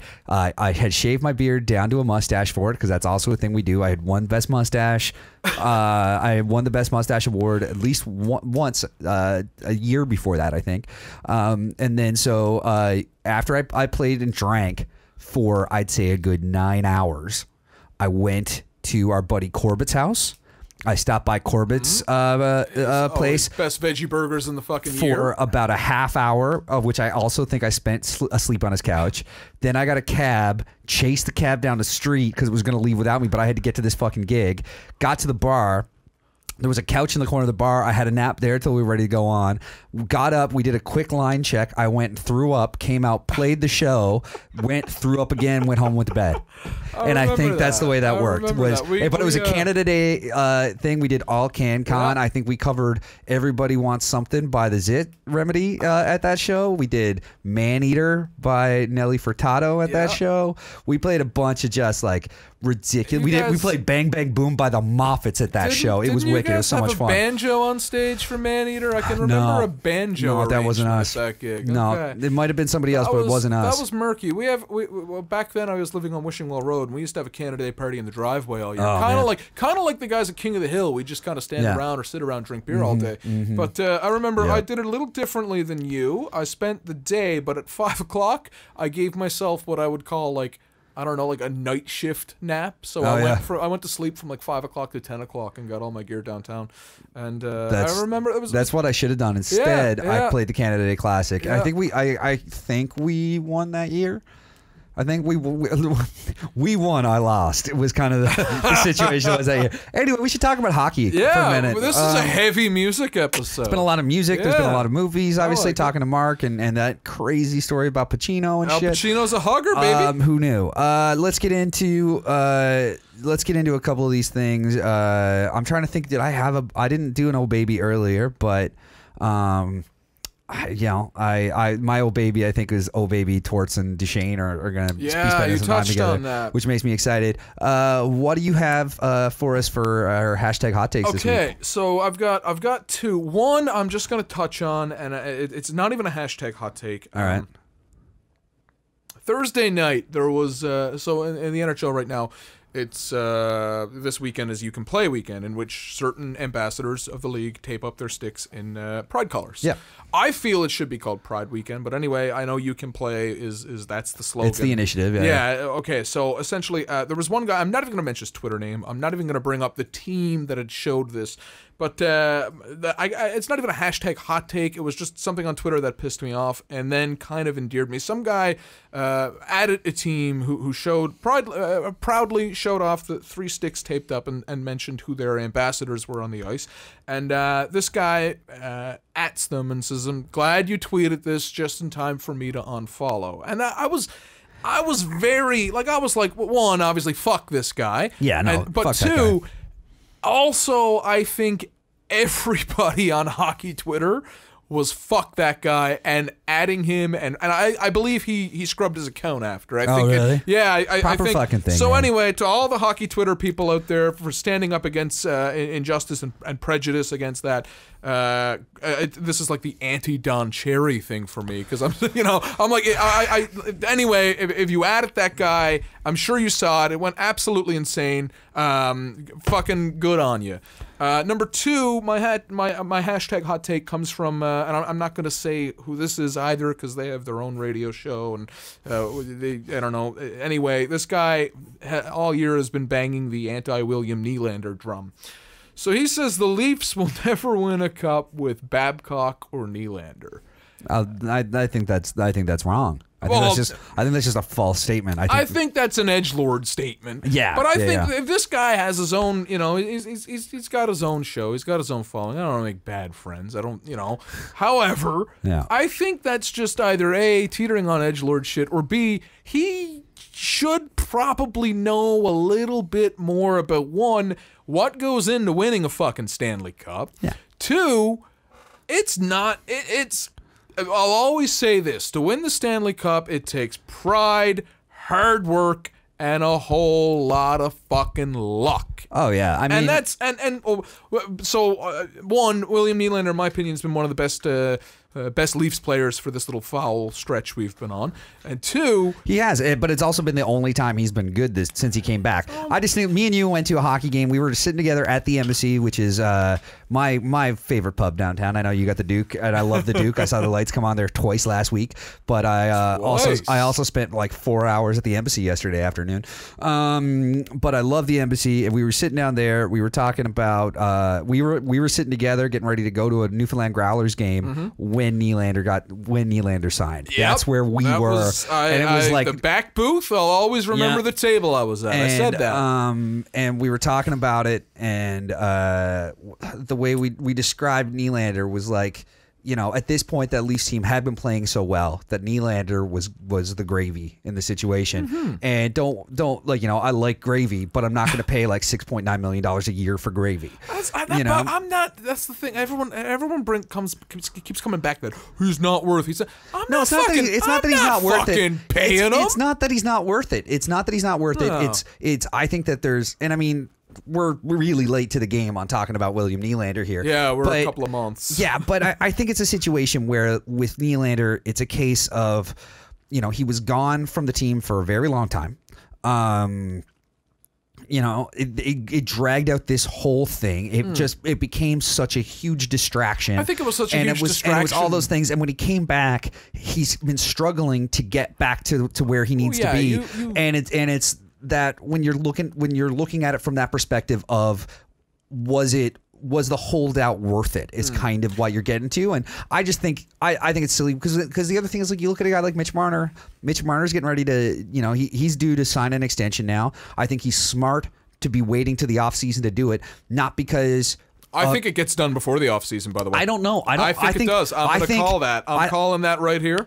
Listen, here's my thing is I think it is in the best interest of Mitch Marner for him to wait to see how this Leafs team does in a playoff run. Absolutely. Before he signs that extension, because he can either be that, like, you know, it can be that thing of like, well, look what we just did. Look how close we are. We're, you know, do you want to shake it up now, or do you want to pay me my fucking money?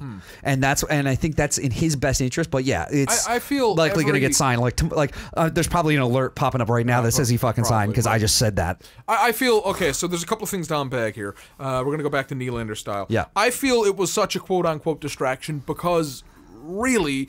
There's the hockey, and I don't want to be one of these guys that goes to the media, but there's so many facets of just hockey media right now. There's like 2 major sports networks. There's all-day radio talk shows, constantly all day. They have to talk about something, and it was big and juicy. We haven't seen a holdout that long, and it was in Toronto, which, like, a lot of people are going to get mad at me, but I'm going to call Toronto the hockey capital of the world. I'm going to do it. All right. You can fucking yell at me on Twitter all you want, but I'm going to call Toronto the hockey capital of the world. And people just all caps him. He really wants you to yell at him on Twitter, so just all caps at him. Anyway, so one, that was the distraction. Number 2, he's not worth it. He's not worth it. Well, one, I'm not paying him, so I'm not here to say what he's worth. If William Nylander's waiting for me to pay him, he's not making $6.9 a game. However, look, and I always think that you can find a way, and the proof is in the pudding, especially with the Toronto Maple Leafs. You'll always kind of find a way around, a little bit of breathing room around this cap. You're always going to. Teams that have bankroll find a way. They do. That's just as simple as that. And they will. And Mitch Marner's going to get paid. Mitch Marner is going to get paid. And If I'm Mitch Marner, the best player on that team's name starts with M and rhymes with Ogun Stiley, my friend. Okay, Morgan Riley's season this year has been the fucking thing that, like, when I'm like 45, I'm gonna be like that fish I catch is gonna keep getting bigger and bigger, and that fish is gonna be me talking about Morgan Riley's season. Well, it's all, but the last game, the Leafs Habs game that went to OT, that Marner pass to Tavares in overtime was just oh my God, Marner's filthy. a great player. Anyway, one little fact, and like we're going along on the Leafs, and I know someone's going to yell about this on Twitter. Well, TR's not here. TR's not here to reel me in. This is what happens when TR is not here to reel me in. I'm going to let you go because at some point I'm going to want to talk about the Bruins again. Well, at some point you're probably going to talk about the Bruins when they're fucking steamrolling us if we keep playing like this. That's going to be a thing that happens too. But the one thing about this is I will say Mitch Marner's contract coming up and what had happened to William Nylander. So if there is a player that you are going to leave to that deadline, it's going to be William Nylander. You're not going to do that to Austin Matthews. You're not going to do that to Mitch Marner. However, these guys want to play. That's it. That's it. They want one. It's not very fucking difficult. They want to make their money because they have a very short career window, and they want to pay. Also, though, I do think what Matthews did doing the 5-year deal was fucking brilliant. Yeah, because that guy's banking on being that much better. What 26 is when he stopped. One of my favorite things, come on. and I can't remember where it came from, but it was a quote about a player signing a 1-year deal when he was an RFA.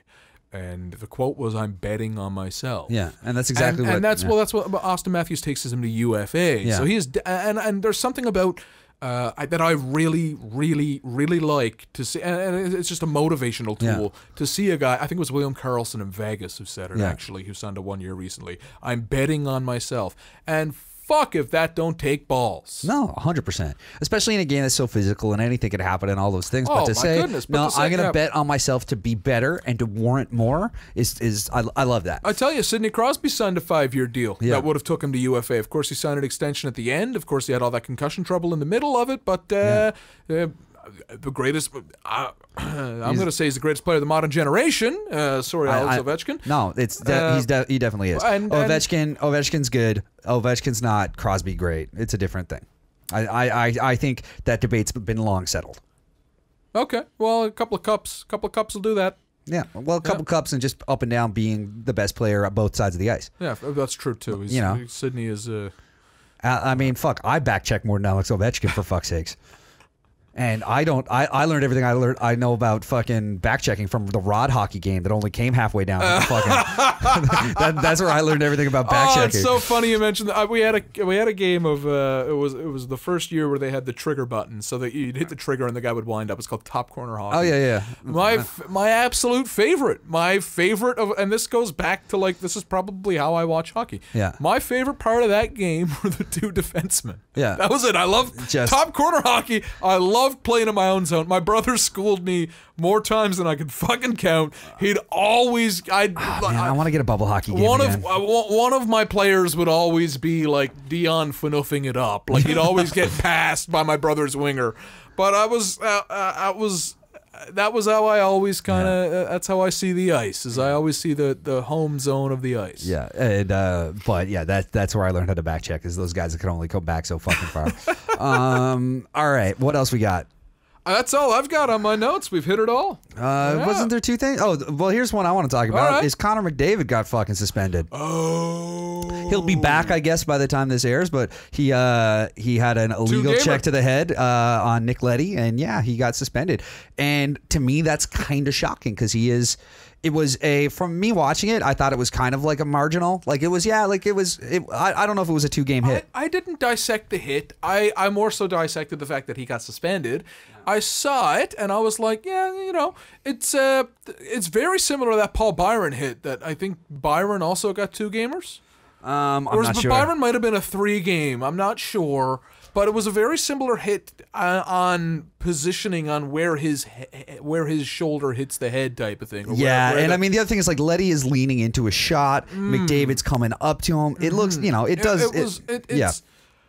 I think honestly, if I'm Connor McDavid, man, on that Oilers team, I welcome 2 games. I know he's been doing so much heavy lifting.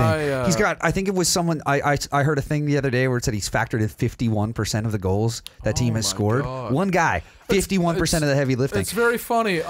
He's also gonna miss. $134,000 US that he's gonna forfeit over the course of the suspension. $6 to him. And miss games tonight against Anaheim, Monday versus Nashville. You guys are listening to this on Tuesday. More than likely, so he'll be back by then. If they can't beat the Ducks without McDavid, they probably can't beat the Ducks without McDavid. Who fucking knows? No, I mean, who knows? Because Corey Schneider's won 3 games. That's my okay. I got 2 old babies. One is I gotta say, oh baby, to a buddy of mine, Dylan Haggett. I play hockey with him on Sunday nights, and 2 weeks ago he left me a fucking Pasternak style Bergeron gimme on an empty net. Had the goalie completely out of the way. Sweetheart. And at the time it was like a bit of a pity assist, and then I ended up getting a few more that night, so it wasn't quite so bad. But when I was chirping him for leaving me the gimme when he could have just fucking done it, there was no need. He joked and said it was because he wanted to be the Bob Colo baby moment of the week. Oh, that's but we didn't have one last week. What a beauty. We didn't have one last week because of the Bird Dog episode. So Dylan, there's your oh baby moment. Thanks for the fucking pity apple. Half an apple. And the other one was that Corey fucking Schneider not only got a win, he's got 3 in a row now, including a shutout. It's the first time he's put up 3 wins. Since the Civil War in 1812. Well, it was his first when he won. Was it Tuesday night or whatever the fuck it was? It was or Monday night, whenever the fuck that was. Yeah. It was his first time he won since December of 2017 or something like that. And then he ended up getting in that fucking game against Ottawa where they had everybody fucking scratched because they're gonna sell the fucking farm. Mike, you would have probably won that game. I probably would have got a fucking shutout. I played a net yesterday and did pretty well, so I might have got a shutout. I don't know about shutout. They still had Thomas Chabot out there. I think he would have ripped one on you. Yeah, he might have. Yeah, he might have gotten one on me, maybe.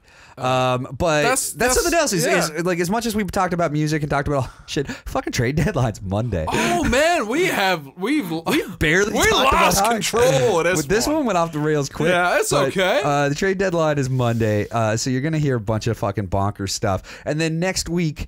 We're gonna have to catch up. Next week we're gonna catch up, and TR is actually not even gonna be here in the room with us. He's gonna be in Tri-City doing a puck drop out that way where he played some junior, and so he's gonna be on the phone with us. And guys, we gotta get. We're gonna talk some. We're gonna talk some. We gotta get stuff. together like right after the deadline. Yeah, we gotta find a way to do that. Yeah, we gotta find it. We gotta do something. We gotta do like we had talked about doing a live episode the night of the deadline and just doing it late, but then that all fell to shit. So we gotta do something. We'll do something. We'll make something happen. We'll do a Facebook Live where people can ask us questions. Oh no, you don't want to do that. No, Charles, what's wrong with you? No, you don't want to do that. The last thing we want to do is a fucking Facebook Live. Oh, that's just asking for trouble. There's too many people I know that are just dying for us to do something like that. No, fuck that. Yeah. So that was my. Corey Schneider gets your old baby moment of the week. Corey Schneider getting 3 wins. More wins. More wins in the last week than he has in the last 18 months. Yeah, which is. I remember where I was when Corey Schneider got traded. I was swimming up around Shea Heights, and when I came, I got the little cell phone text alert when I came back into service. There you go. Look at that, and my God, the years have not been kind to him. They have not. Or the New Jersey Devils in general. Fair enough. Yeah. Even though, let's face it, I think they did win that Adam Larson trade. I think so. The verdict's still out on that. Too early to tell. It's too early to tell. Is there? I wonder. I wonder if there's like a track the LarsonTrade.com or whatever. Let's only refer to it as the Larson trade. Yeah, let's not talk about who's going the other way. I know Edmonton won't. Yeah. I also found out this is something we didn't. This is something we didn't talk about. Right. Is when Chiarelli got fired, and we spent some time talking about that. One thing that we didn't do was, like, I mentioned how fucked it was that he's traded on 2 separate teams, traded away the first and second pick of the 2010 draft. He now has traded Taylor and Tyler, and will possibly, might get a chance at the number 3 guy in that draft at some point, but I don't know. Who was number 3 in that draft? I'm gonna look it up now in a second because I said it. Now I want to know. But the thing is that it's important to note that when he did get traded, a lot of it was I'm just trying to find the whole thing here. Sagan got traded a lot because of what was said was about like just some shit with the team and just him being immature and him being whatever. He gets traded by Chiarelli from Boston to Dallas, wins the fucking Clancy. Wins, I want to confirm that he did in fact win it. No, he didn't, but he was nominated for it. He got nominated. He lost to Ferentz. And then they lost to Andrew Ferentz. Taylor Hall isn't being productive and gets traded and wins the fucking Hart. So like it's just Anyway, that was one way to spark your career. Chiarelli trades you. Yeah, that's jumpstart your career. Trades you, not trades for you, but trades you away. That's gonna jumpstart. That's your career. That's gonna do it for you. I feel bad for dunking on this man until I realized like he always finds a way to get another job. Yeah, I mean, so, where's he's probably gonna land in Ottawa, Anaheim, right? He's gonna go back to Ottawa. He's gonna go back to Ottawa because he was the assistant in Ottawa, right? Yeah, he might. That's where he was before Boston. I don't know. I think he might be too expensive for Melnyk. I think Melnyk would rather pay somebody in like I don't know. Well, Magic beans. You're best friends with the guy. You're tight with Eugene. Fuck's sakes. I dug up those photos and I had his publicist's email, and I was literally that's who sent them to me. He took them on his phone. I was thinking about replying to the email, being like, "Hey, just checking if everything's all right." How are you doing there? All right. I think we've gone off the rails plenty. This is clocking in at 2 hours and 45 minutes. Oh it's my goodness! Stupid if you're still here, but thank you if you are. Yeah, thank you if you are. If you made it this far, good on you. We'll be back next week. Before I go, I'm going to say one thing. Terry's playing the last game of the season here. Terry, we hope you really pop one tonight. Yeah, and I'm hoping to swing by, so I may get to see it, and we'll let you guys know If you're listening still at the end of this 2-hour and 45-minute episode, we'll buy you a gas card. At me and Charles and ask us how TR did Saturday night. That's a little code to let us know that you made it this far. And you can do that. I'm at Hickey, Mike. I'm at Smokes Indoors. The podcast is at 3 of My Podcast. Terry is at Terry Ryan 20. I think he's 2020 on the Twitter. It's one of it. One's on Instagram. You'll find him. And we will be back to talk about hockey at you next week. So thanks so much, and we'll talk at you then. Bye.